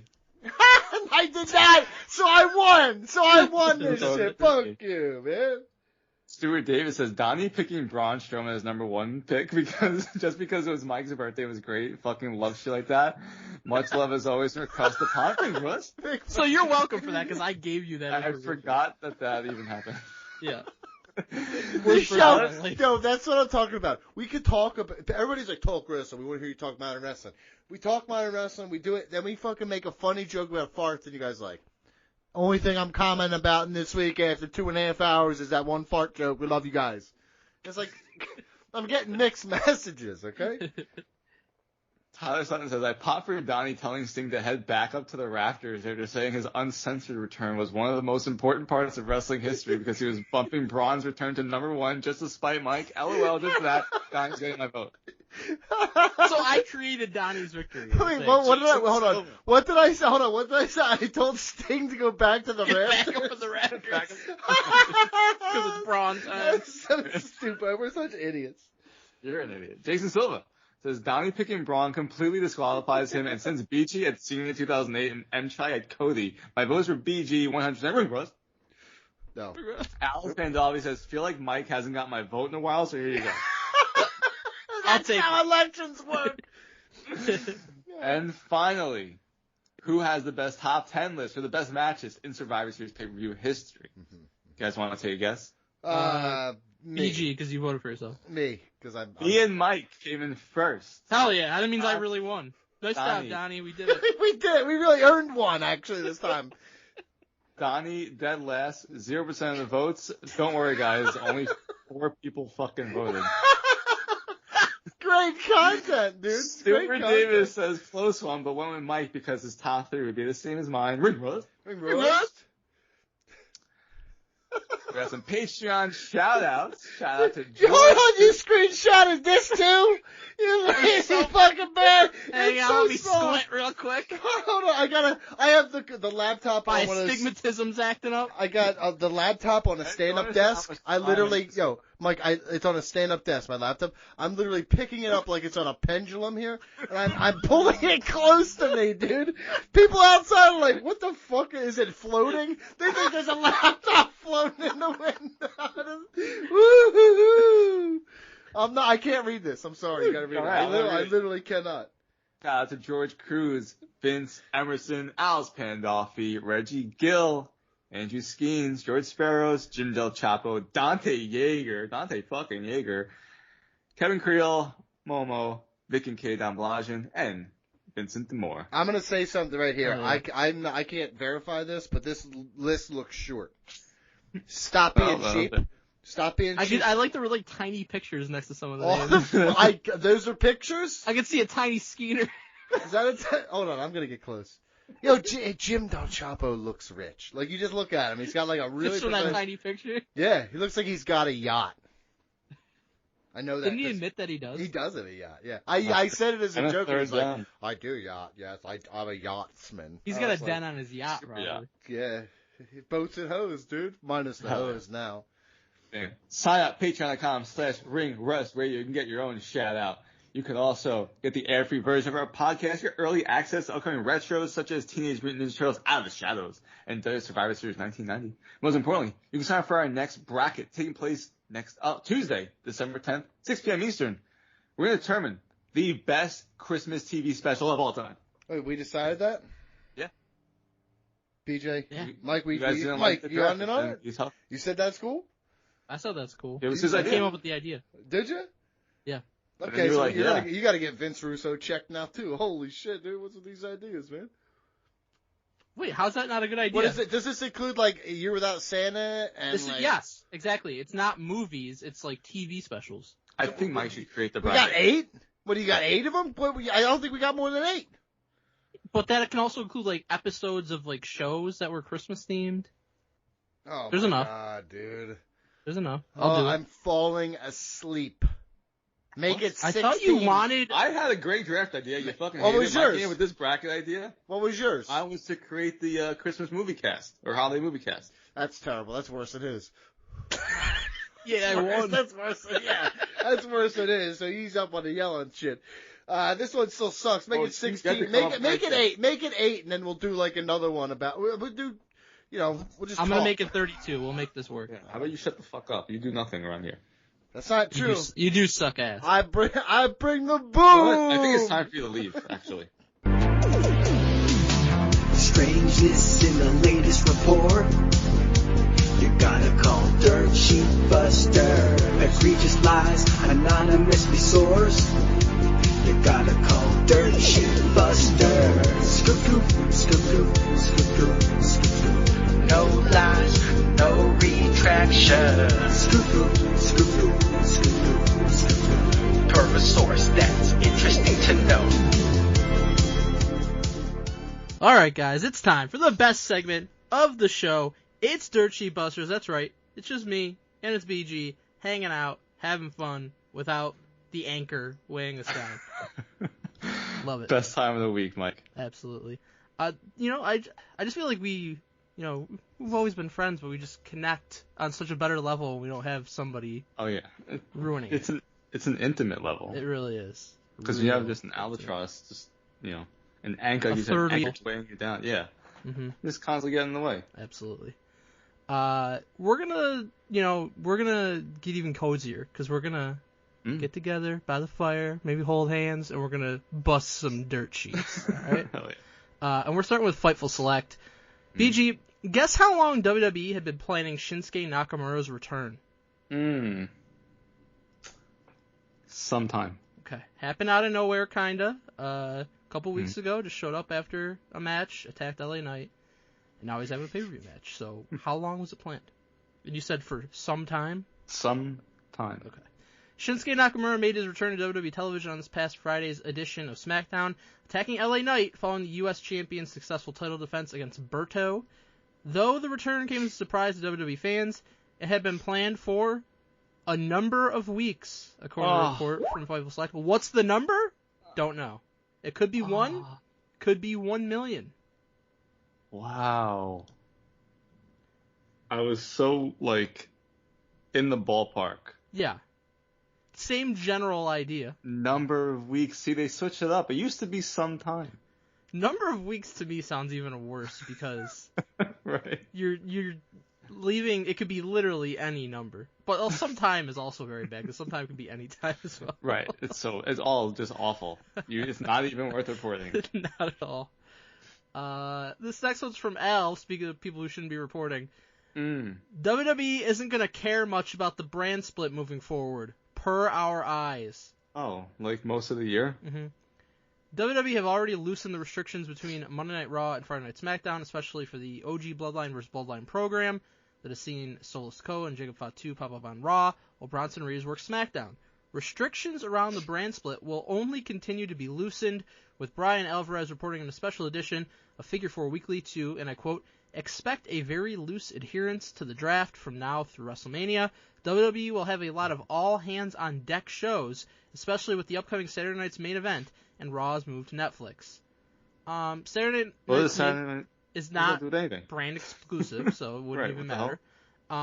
We've already seen like you said, months. For the fucking year, but especially lately, we've seen the Bloodline going from show to show, both iterations of the Bloodline, the Judgment Day. It's been women from both shows, like Rhea being on both shows. Like, it's been happening a ton. So, I don't really need to be told that it's going to continue. Especially because I saw a fucking commercial for the first Raw on Netflix, and I'm seeing fucking Roman Reigns and Cody Rhodes and top stars from SmackDown. Like, I can assume this on my own. Yeah. Don't need a fake report to tell me. Mm-hmm. But thanks. I wish they would just do away with the brand split. Yeah, I mean, they just kind of do without saying it, I guess. But, I don't know. Keeping up illusions. BJ, are you ready for the honorary Dirt Sheet Buster of the week? Oh, always. It is George Cruz's favorite new wrestler, Big Boom AJ. Oh my god. From the Not Costco the AJ I want to guys. hear about. What? Alright, let me ask you a question. Okay. What the fuck is that? What is the Costco guys? Yeah. Why are they a thing? So, I don't have TikTok. Oh, that's what it is? Okay. Well, I think that's where they, like, really blew up, but I've, like, seen their stuff on Twitter, and it's just, like, I think it started with a viral video. It was, like, the dude and his son going to Costco, and they say, like, we're Costco guys, of course we whatever, and they do it, like, a bunch of different, like, fucking things, and then they eat the shit from the food court at Costco, and it just somehow went viral, and they have these shitty songs about bringing the boom, and wow. I guess I thought people, like, ironically liked them, but maybe the irony turned into people actually liking them, and so they're a huge viral sensation. Tell you. Yeah. Congratulations. Good for them. No for them. discernible talent or anything whatsoever, but it worked out. I will not hate on that. Get your money. No, I won't hate on getting the money. I'll just say, like, I don't understand why people like them, but that's fine. Yeah. Anyways, this is from Sean Sapp. Wow. FightfulSelect.com is told that Big Boom AJ actually suffered a broken foot before Full Gear and just kept it quiet. He still worked the match. Wow. Worker. What a beast. Sean Sapp previously had a report, and he said Big Boom AJ suffered the injury during the match. Oh. And that he was seen backstage on crutches. And then he followed it up with this report saying he suffered it before Full Gear, okay? Wow, alright. So he's playing every side here. Big Boom, big tough guy. Big Boom AJ did a video on Twitter after these reports. I guess his real name is AJ Bafumo. Bafumo announced on social media that he believed the injury happened sometime around his top rope flying clothesline against QT Marshall. Here's the quote. Yes, the story's out there. I did break my foot in the ring Saturday night, Bafumo said. Wow. I think it happened somewhere right around the flying clothesline, but the adrenaline was kicking. Everyone at the Prudential Center was bringing the boom. I had Big Justice in my corner, the Rizzler right there. Of course, Ashley and Mama Justice, our family, the adrenaline kicked in. Wow. I was able to finish the match. I'm very grateful for that. So, good for him, man. Apparently, Sean Sapp had the report correct. Then tried to do a little too much. I don't know why you do that. It's like when you get the first down and then you run backwards and then you lose the first down. Dude. It's one of the most annoying things a player could do. Just go down. Exactly. Sean Sapp did not go down. He thought he could fucking get more yardage by reversing course. Didn't work. Should have stuck with the first one. Yeah. I want to know who the source was for the wrong report. What I like about this, you know what? I'm now on Big Boom's side for all things because now that's 2 wins. All right, finish the match, tough guy. Fucking finish off Sean Sapp. I'll tell you this about Big Boom. He's way more over than essentially anybody else on the AEW roster. So that's true. There you go. This is from Fightful Select. This one's fucking adorable. AEW suddenly doesn't care about ratings anymore after it being the only thing they talked about for years. Well, we know this is not true. Am I wrong in saying that second part? No, I mean, fucking Tony Khan's out here tweeting all the fucking time about it. Right. All Elite Wrestling are unconcerned about their ratings loss to WWE NXT on Wednesday, November 6th. By the way, they lost another time since then. And they were definitely concerned about that. And Tony Khan's promotion are more focused on ensuring Warner Brothers Discovery are happy following their new TV deal, according to Fightful Sean Ross Sapp. After being asked on a Fightful Select Q&A about the internal AEW reaction to the ratings loss, Sean Ross Sapp stated, here's the quote, "I wish I could convey how much they don't give a shit. Sometimes I'll see, like, in WWE, some media members will have, like, oh, here's the comparable numbers and all that stuff. And obviously the Fast Nationals and all that and whatnot and what have yous. He didn't say that, but I'll add it. Nice. Speaking a lot of riddles here. So there's much more care on the WWE side of things, but AEW got their TV deal. They're more worried about satisfying WBD than they are beating WWE. Did WWE not get their TV deal? I guess they didn't, apparently. Did they not get multiple billion-dollar deals? They got a Netflix fucking deal. What's annoying about this is Tony Khan tweets frequently over the years about this. Chris Jericho, we're going to beat Raw in the ratings in 3 years. All these things, constantly about ratings and ratings and ratings. MJF on their fucking television show talks about ratings and ratings. The demo god, right? All these things. So don't tell me they don't care. Right. They do care. However, I will say this. It is fucking stupid because ratings are not the same as what they used to be. They're right, just, 100%. So it's just dumb that anyone cares about the ratings. Agreed. It's not how people consume their products for anything, for the most part, except for live sports. Ratings are largely, ratings are largely, obsolete at this point because not that many people have a Nielsen top box. A lot of people are not watching shows live. They're watching them on DVR. A lot of people are not watching them, even that way. They're streaming them or they're pirately watching them or whatever it might be. So yes, I agree with that. But people open this Pandora's box. Meltz opened this Pandora's box. Like you said, Chris Jericho and Tony Khan opened this Pandora's box. Because when things were going so well for AEW at one point, oh yeah, we destroyed NXT, ran them off their own night. Oh, here's our great rating.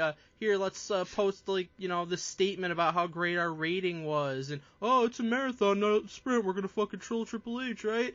And then I had, fucking AEW marks way back when telling me, oh, yeah, they're going to pass Raw in a year. It's never happened, never will happen, never was going to happen. Never happened. And now we're going to say, oh, they don't care about ratings. But WWE does care, even though they have TV deals / streaming deals that far exceed anything AEW could ever imagine. So I think that they care a lot. Yeah.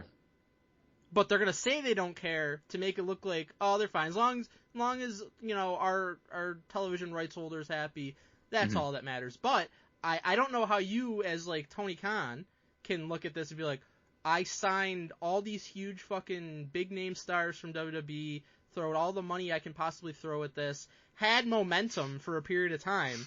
I did, beat NXT in the ratings war, and now my show is basically dead even and oftentimes losing to NXT, which isn't even any longer the NXT of, indie stars of the past. It's the NXT of people from fucking off the streets that never wrestled before, and we're training them from the ground up. So to say that AEW does not care about the ratings, that's bullshit. See, if Sean Ross Sapp was a decent journalist, reporter, writer, how he would frame this is AEW has a different deal now with WBD. It's moving in January. Not moving, but it's going to be simulcast on Max. And that's the big thing. So they don't care as much now. I'm sure they're concerned about losing to NXT on an off night for NXT, considering AEW is on their current night. But they're going to be on a streaming deal, just like Raw is going to be on a streaming deal. And so things are changing. And so it's not as big a concern anymore. And the thing with Sean Ross is, if he reported stuff related to AEW in good faith more often, then it would be easier to take this as truth or something close to it. But anytime people bring it up, like, wow, AEW should be concerned about this, he acts like a fucking prick towards the people that say this and just totally dismisses it. It's like, should they not be concerned that they've lost half their fucking audience? Yeah. They shouldn't be concerned about that? I think they should. I mean, listen, we're associated with WBD, so we want AEW to succeed. And I'm just keeping it real here. They should be concerned. Yeah, I agree. It says something about the product if it's going that way. And we haven't been here since, but the November 6th thing was wild to me. The head-to-head? The head-to-head that they lost. Because every time that NXT moves to Tuesday for some reason, it's, they're on an off night. People didn't just fucking know somehow. Right. And this was NXT's wrong night. Right, NXT, and then they were like, but they played into ECW. It's like, what? Right. Bubba Ray Dudley. You're going to tell me Bubba Ray is the bigger draw than all the people on fucking AEW. That little Guido versus Tony D'Angelo match beat out fucking match. MJF and Okada and the Young Bucks and all these. Don't tell me because they were at the old ECW arena that all of a sudden everyone's tuning in to see what NXT is doing. What was the excuse 2 weeks later when they were both on their normal nights and NXT won again and it was a normal show? Just wild stuff. Yep. All right. This next one is from Wrestle Purists. BG. Oof. I'm so excited for Punk vs. Gunther at Survivor Series. Wait a second. Uh-huh. I had to dig into the archives for a couple this week. I when something seems a little fishy, I keep it in the back of my mind. This was from October 16th. Oh. Mm-hmm. That's a while ago. Nice. While speaking during the Wrestle Purist Raw review, Ibo, who is apparently trying to make it as an insider at this point, reported that CM Punk is set to challenge Gunther for the World Heavyweight Championship at the Survivor Series Premium Live event. CM Punk is facing Gunther for the World Heavyweight Championship, Ibu said. Huh. He is not, in fact, doing that. He's in the WarGames match. He's not even close to wrestling for the championship. There was no teasing of it even whatsoever. No. There was no suggestion that was going to happen. He didn't even show up for a month for all this to happen. Showed up last Friday. Mm-hmm. On the wrong show. Sure did. How about that brand split? Now that was bad. But BG, are you ready for the coup de grace? Double stomach. I'm ready. It's from Wrestling Observer Radio. You don't have to go back too far to find out when this was from. It was from the last time we recorded a quote-unquote live show a couple weeks ago. Oh, wow. Meltz goes for the WarGames Slam Dunk and misses. This was from November 3rd. Survivor Series WarGames 2024 is gearing up to be a can't-miss event. Can't disagree with that. Hell yeah. As WWE prepares to bring the action to Vancouver's Rogers Arena. But if you're expecting the usual 5-on-5 WarGames clash, think again. I should have not thought again. According to Dave Meltz, I should have thought one time and ended it. According to Dave Meltzer on Wrestling Observer Radio, WWE is shaking things up this year by planning a 4-on-4 showdown instead. Everything looks like a 4-on-4 rather than a 5-on-5, Meltzer stated, hinting that WWE is going all in on a more focused, tight-knit battle. Now, all right. You remember us discussing this a few weeks ago, right? I remember because I have egg on my face too, Mike, because came on here of like, Meltz, why are you fucking quote-unquote reporting this? We saw it happen at Crown Jewel. There's four people. It's going to be 4-on-4. The beauty of it, though, is we don't have to feel so bad because, okay, we thought that was happening, but we weren't trying to report that it was going to be on a 4-on-4. We said, here's what we're seeing. Here's what we're watching. We feel like it's going to be a 4-on-4. Meltz reporting it's going to be a 4-on-4 and dead wrong. It's one of the greatest things to ever happen. Mm-hmm. Now I'll say this. Because my hope initially, like, okay, I love that Punk's involved now. That's fun and everything. Yeah. My initial hope was it's going to be 4-on-4 because he didn't really need to add moving pieces. But before I even knew about the Punk part, like once Bronson Reed was involved and all that, I was like, you know what? I'm fucking thrilled that this is a 5-on-5 because Meltz is just flat out wrong. Yeah. And I get off on that. I wasn't pleased because it was just unnecessary. But now Punk is involved. I'm like, hell yeah, it's fucking amazing. Right. Let's do it. And more importantly, what I want to believe so badly that happened is Triple H saw this shit and was like, you know what? I have the power to just easily flip this guy. And let's get a 5-on-5. We're going to find someone associated with the island, and we are going to put him in this match, and we're going to figure out a way how to get Roman another. Either Meltz has just been really fucking wrong a lot lately, or he has been getting owned in that way. But I think, for the most part, he's just been really fucking wrong. It's just fucking hilarious. Because it was, like, you're going to report that's 4-on-4, we're fucking watching it unfold. And Triple H's like, nah, you know what? I don't like it. You know how I say all the time the Young Bucks are washed? Yeah. How right I am about that, by the way. Oh, yeah. Next time Heather asks me if the dishes are done, I'm yelling Dave Meltzer because this man is washed beyond belief. He was always a never was, can't be a has-been, he was a never was. Wow. People believe for whatever reason that he was something in the pro wrestling business. He's out of touch, brother. He told me Vince was out of touch for how many years? Mm-hmm. Look in the mirror, because he is too. He's the worst. Yeah. BG, how'd we do? Ooh, WarGames. Oh. All right, BG. That was Dirt Sheet Busters. It's time for a very important edition of Fantasy Standings. This is the last update before Survivor Series, which is the end of season 38. Wow. Okay. How do you think you're doing? Not until... Oh, I'm definitely doing terrible. All right. Terrible every season. What do you mean? All right. So, again, the only scoring that's going to be added to this between now and next week is NXT, SmackDown, and Survivor Series. So, in 16th, last place, negative 52.5, Jim Del Chapo. Yikes, dude. Yep. I guess I'm not that bad. He did show up at the end and just take random people. I'll give him a pass. Donnie didn't call him. What an asshole. In 15th with negative 37.5, Skeeter. Been having a rough go lately in WWE Fantasy. Yeah. I don't know who took that team. I don't know what happened. In 14th with honk if that was a bad score. In 14th with negative 35, Everson Godfrey. Yikes, man. Great guy. Not That's a good lot of negative score. Points. In 13th with negative 32.5, George Cruz. Jeez. Karma. He deserves that. Mm-hmm. Karma.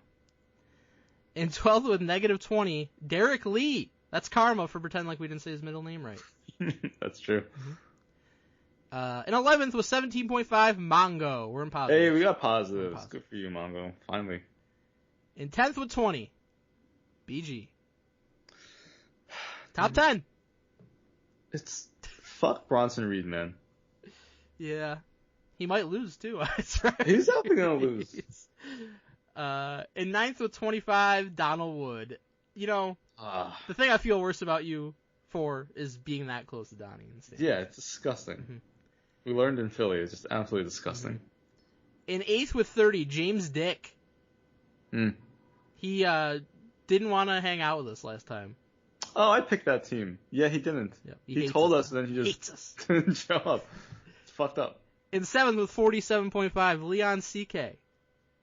I don't think it's going to be a repeat. Was he doing terrible for a while? He was doing quite bad, so he has rebounded. Dude, LA Knight, 75 points. Imagine if he just had anybody else doing well. Yeah. Just not draft anyone else. Yeah. In 6th with 60, Alex Pandolfi. Oh. Donnie drafted that team? Yeah. Well, he just drafted off Panda's list. Yeah. But in 5th with 77.5, Chris Jeter. Happy birthday, Chris. It was the other day. Oh, happy birthday. Great dude. Speaking of great dudes, in 4th place with 85, Big Money Mike. Oh, not you are a great dude. It was also Angel's birthday recently. Happy birthday, Angel. Happy birthday, Angel. So I fell a spot or two since the last update, and I thought that I was going to be moving up because I thought the War Raiders were going to win the titles on Raw, and they didn't. Oh, yeah. It seemed like they were going to. Yeah, it sure did. So they'll probably win them in a rematch after the fucking scoring's over. Yeah, probably Monday. Yeah. Just the funness. In 3rd with 90, Stephanie Kordick. I drafted this team. Wow, good for you. It's a lot of points combined for you. I think we should just combine them and count that. In 2nd with 100, George Sparrows. Whoa, 100. Speaking of people that hate the show. And in 1st with 112.5, Reggie Gill. Wow. You know what? If I can't win, I'm kind of hoping Reggie Gill does, just so we can fucking dunk on Donnie. Hell yeah. But yeah, Survivor Series, the last thing going. Some stuff can happen. I got Braun Breaker in a match, got a late edition, so I should get a 15 points there. But I don't know if it's going to be enough. We'll see. Do you think you got a shot, BG? I never have a shot, man. Sorry, man. You tried. I believe in you. All right. We're going to go on emails. Guys, ringrustradio@yahoo.com. That's where you send the emails. Send us really anything you want to talk about, whether it's wrestling related or not. Good chance that we'll read it. Great chance, 100% chance that we'll read it, at least one of your emails every month. If you go to patreon.com/ringrustradio and contribute to the email tier or higher. All right, BG, we're going to start with Julian. McCann, you dig it, sucker! It's a great nickname. Thank you. Subject, Seth effing Rollins. Seth fucking Rollins. This is going to be his new nickname on Netflix. What's up, my dogs? Long time, no long J. Today is the day for a long email. Well, at least Donnie's not here, so he can't fucking cry about it. I have big thoughts on Seth Rollins. I think he's due up for a major heel turn and run as champion. I think he'll be next in line of Drew McIntyre and Kevin Owens in terms of heels making strong cases and sensible turns. He can lean on, and they teased it weeks ago with Jay when he looked at him and discussed, what they did last night on Raw, how he made the case that nobody should help Roman, especially after what he put himself through to take him out. I think it should lead to Seth eventually beating Cody for the title as a heel, with the story again of how he sacrificed for him. Cody got all the glory and was celebrated, but what about me? What about what I did to get him over the top? What about Raven? I added that part. And he's put him over 3 times 1 versus 1. That's very true. This would culminate with Roman, the concerning face, overthrowing Seth. In storyline, Seth has always had Roman's number. I think he's the perfect heel for Roman to cement his face story against.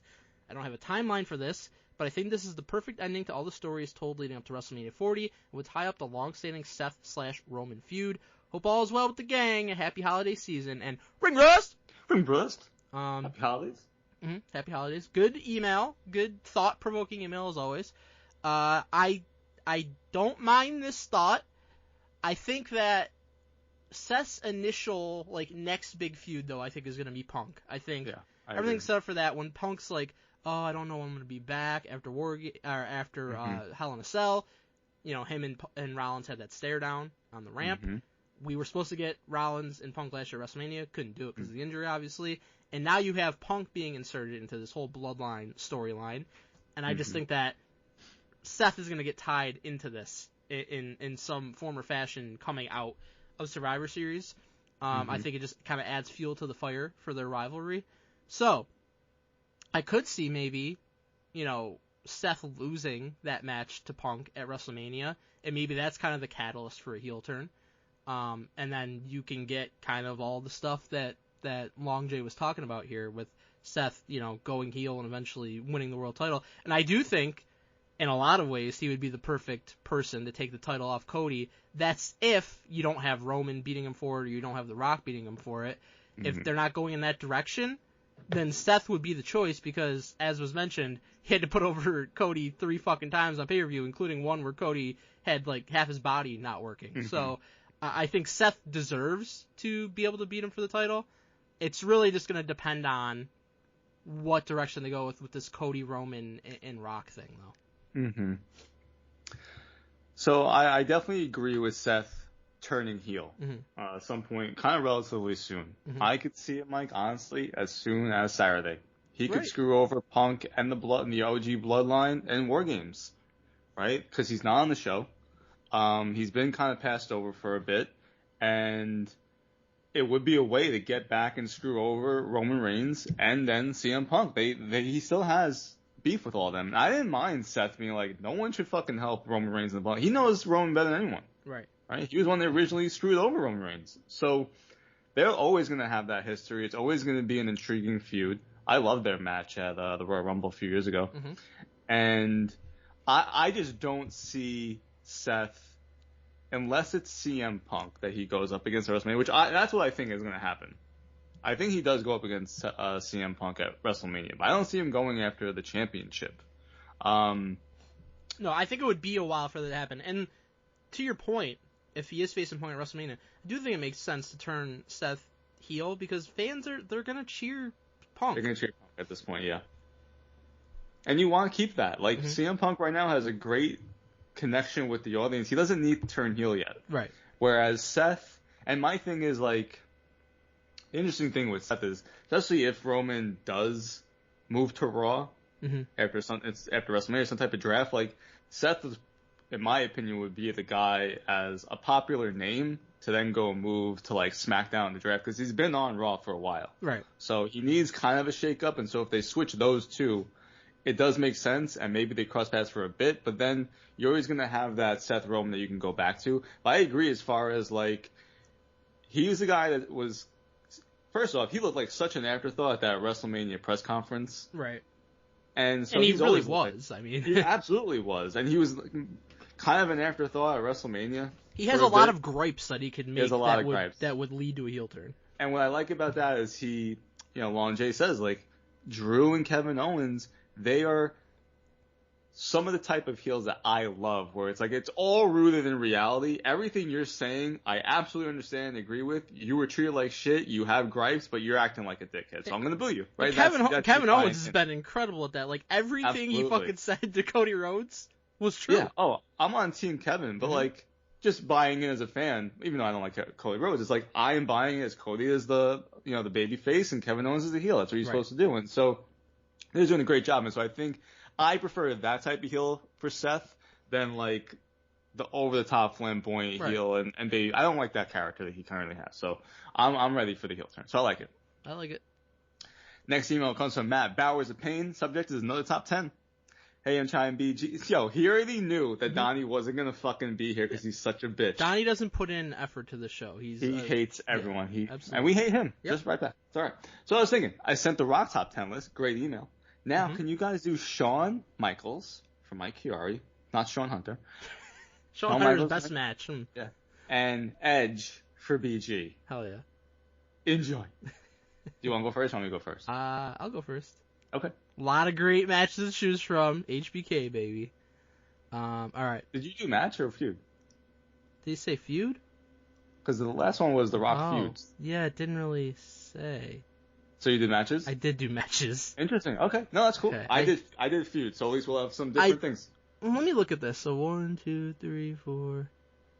I mean, I got a lot of different guys here, but I'll just stick with the matches. It's fine. Go with the matches. All right. So my number 10 match was against Brett, WrestleMania 12 Iron Man match. I know you have a hatred for that match, but I have a lot of the last like 20 minutes of that match is spectacular, and I have a lot of nostalgia for that match because it was the first WrestleMania that I watched live, and Shawn Michaels was my guy. So, yeah. Number 9, HBK and Jericho, WrestleMania 19. Yeah, I love that match. Love it. Number 8, HBK and Angle, WrestleMania 21. Yep. I love that match. Yep. Number 7, HBK and Triple H, SummerSlam 2002. Shawn Michaels return. Too low. I love that match. Too low. I was there. There's just a lot of good ones. I was there. You can see me on TV. I was there. Number 6, Elimination Chamber, the first one, Survivor Series 2002. I was there for that too. I still have confetti from when he won, Mike. 2002 was a hell of a year, BJ. Hell of a year. See? You went to a lot of big fucking events. I know. It was amazing. So are you saying let me just double check that. Are you saying his performance in the match or just like the overall match of what you got? Overall. Okay. If I did only his performance, it would be different. But I just think that the whole moment and just the match as a whole was fucking incredible. It's still the best Elimination Chamber. I absolutely agree. I guess it's tough for me to decide which I like more. I guess I feel like I've always leaned towards the first match back at SummerSlam. Yeah, that was. Where it was like, to me, so much better than it had any right to be as someone who hadn't wrestled in 4 years. It really is like a coin flip to me. Yeah, I feel that. Number 5, HBK, Triple H, and that other guy, Chris Benoit, WrestleMania 20. Yep. Maybe the greatest triple threat of all time. Yeah. Number 4, HBK and Undertaker, Hell in a Cell match, Bad Blood 97. I just still remember, have such fond memories and vivid memories of watching this as it happened as a kid. Kane's debut was part of it, and still, to me, the best Hell in a Cell match ever. The first one. So that was number 4. Mm-hmm. I'm gonna try to guess your top 3. Okay. I'm gonna try to guess the order. I think you'll get it. Okay. That's why I'm gonna try to guess the order. I know the top 3. I'm gonna try to guess the order. Right. I think number 3 is going to be WrestleMania 26. Okay. Because I feel like most people say 26 is the better one, and you say it was the first one, unless I have that backwards. Okay. I won't tell you yet. Okay. I think you're going to have WrestleMania 10 at 2. Okay. And then, I could easily see it being number 1 because you grew up with it. But I'm going to say it's number 2. I'm going to say that you have 25 is number 1. Okay. None of those are correct. They are the correct matches, though. Well, yeah, I mean, I knew that. Number 3, I had Michaels and Razor ladder match WrestleMania 10. Oh, okay. I thought your nostalgia would bump it up to one of the top 2 spots. Okay. Still my favorite regular ladder match. Yep. Number 2, HBK and Taker WrestleMania 25. And number 1 is HBK Taker WrestleMania 26. And it is the opposite of what you said. Most people say 25 is the better one. Gotcha. I say 26 is the better one because I had the better story and I had like the retirement angle as part of it, which made it better and more emotional and to me and more dramatic. So that's why I go 26 is the best one. That's a great list. Thank you. I don't. So I think the only thing I would disagree with throughout it is like placement, which means it was a great list because I think all of those make sense. Thank you. All right, Edge's top 10 feuds. Okay. So here's the thing. A lot of it is based on nostalgia for me because really, it's a little upsetting. When he really ascended in WWE and became like the radar superstar and cemented himself as like the top name on SmackDown, like that era of like 2007, 2008, 2009, then to the retirement, like I wasn't really watching. Right. So he retired before I was even coming back, a year before I came back to watch. Right. So I started watching again a little bit like late 2009, but 2010 is when I got fully back into it, and that was damn near the end of his career. So a lot of it for me is nostalgia, and then I originally had a list, and I was like, hold on, he had this whole second run for the past few years. I need to kind of go back and rework this a bit. Right. So, number 10, Edge vs. Kurt Angle. It's pretty much just, for the most part, 2002, but the whole hair versus hair, and this was like Kurt Angle established, and I feel like he really helped push Edge to a next level. Then number 9, Edge vs. Finn Balor. All right, that was pretty heated feud. They had the Hell in a Cell match, which was a lot of fun. Yeah. They had the angle at Extreme Rules where they had like the I Quit and they were threatened to fucking kill Beth. So, but that was fun. Edge vs. Randy Orton is 8. Okay, they had a good feud over the IC Championship early in their careers. Then they came back, somehow had the greatest wrestling match of all time. So you have to put it on the list. They did. And their match at WrestleMania was way better than fucking bad faith people were trying to say it was. I agree. I thought it was great. Number 7, Edge vs. Mick Foley. Okay, short-lived, but one of the most memorable moments in WrestleMania history. I gotta give it its props. Yep. Number 6, again more recent, Edge vs. Seth Rollins. Another one that was really heated. In my opinion, one of the greatest Hell in a Cell matches, top 15 Hell in a Cell matches, at the very least. Seth Rollins going to his house and shitting on his kids' artwork. Amazing. So, props to Seth for that. That was a lot of fun. Number 5, Edge vs. The Undertaker. So, I really wasn't watching for when this was really happening, but I've gone back and watched like their Hell in a Cell match. I watched their WrestleMania match live because these are 2 of my favorites. And I thought that was one of the best WrestleMania matches of all time at that point. Yeah. So that's on there. Number 4, nostalgia and recent, Edge vs. Christian. Yes. Okay. We're lumping in Adam Copeland and AEW and all this, but I did enjoy their feud last year. And Edge it's probably one of the best things AEW's done feud ever done. Absolutely. And Edge vs. Christian early when they had during the invasion and Christian turns on Edge led to a ladder match at No Mercy 2001. I love that match. Yeah. So that's number 4. Number 3, Edge vs. John Cena.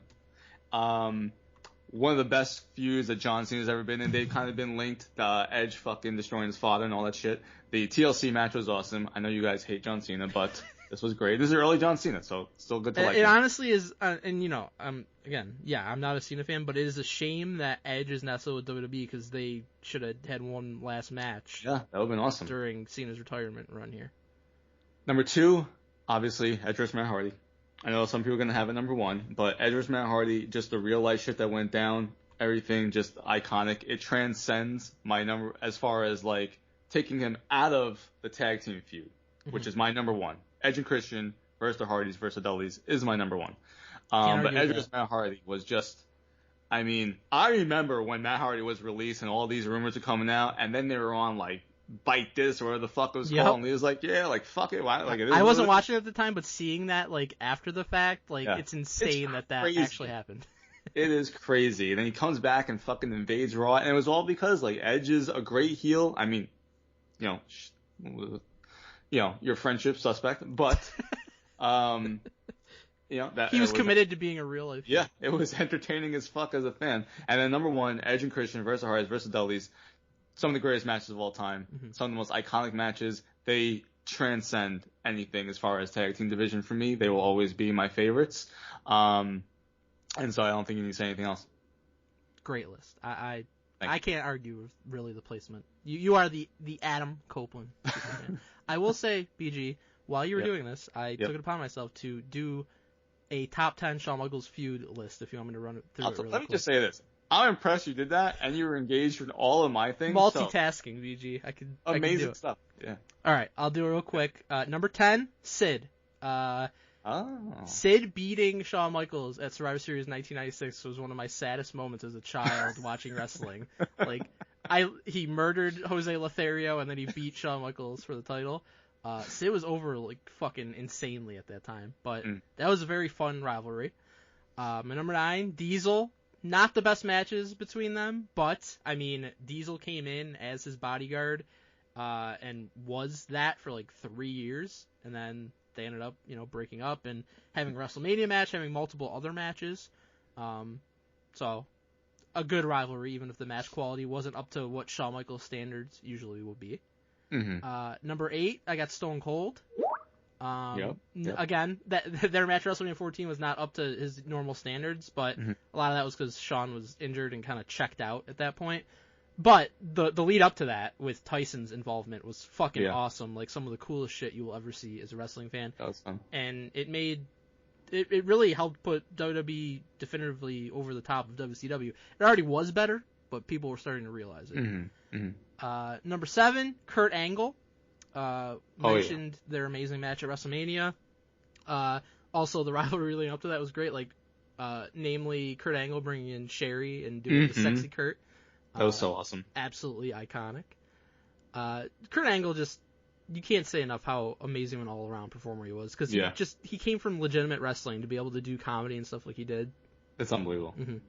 Number 6, that fucking coward Marty Jannetty who jumped through the window to get away from Shawn Michaels. One of the most iconic moments ever in wrestling history. They had multiple actually good matches too. You don't really talk about them because Shawn had so many amazing ones after that, but they had good chemistry. Then number 5, Razor Ramon. Talked about the WrestleMania 10 ladder match. They had the rematch at SummerSlam. 2 of the best ladder matches of all time. Number 4, Jericho. They had 2 separate big time feuds. They had that one at WrestleMania 19. Then they ran it back in 2008 with Jericho fucking up HBK in the Royal Rumble, which was amazing. They had an awesome ladder match. So much good stuff there. I wasn't watching it at that time, and so when I got me neither. I wrestling, watched it back, Yeah, I would watch clips back online of what was happening in the show. I was like, man, I kind of missed out on that. It seemed like 2008 actually was a fairly good year. Yeah. You still had some of the holdovers from Ruthless Aggression era and stuff. Number 3, Undertaker. I feel like the matches were more so better than the feuds per se. Yeah. But the matches alone are good enough to put this at number 3. And like I said, I loved the story leading up to WrestleMania 26 with Shawn, putting his career on the line to try to beat Taker.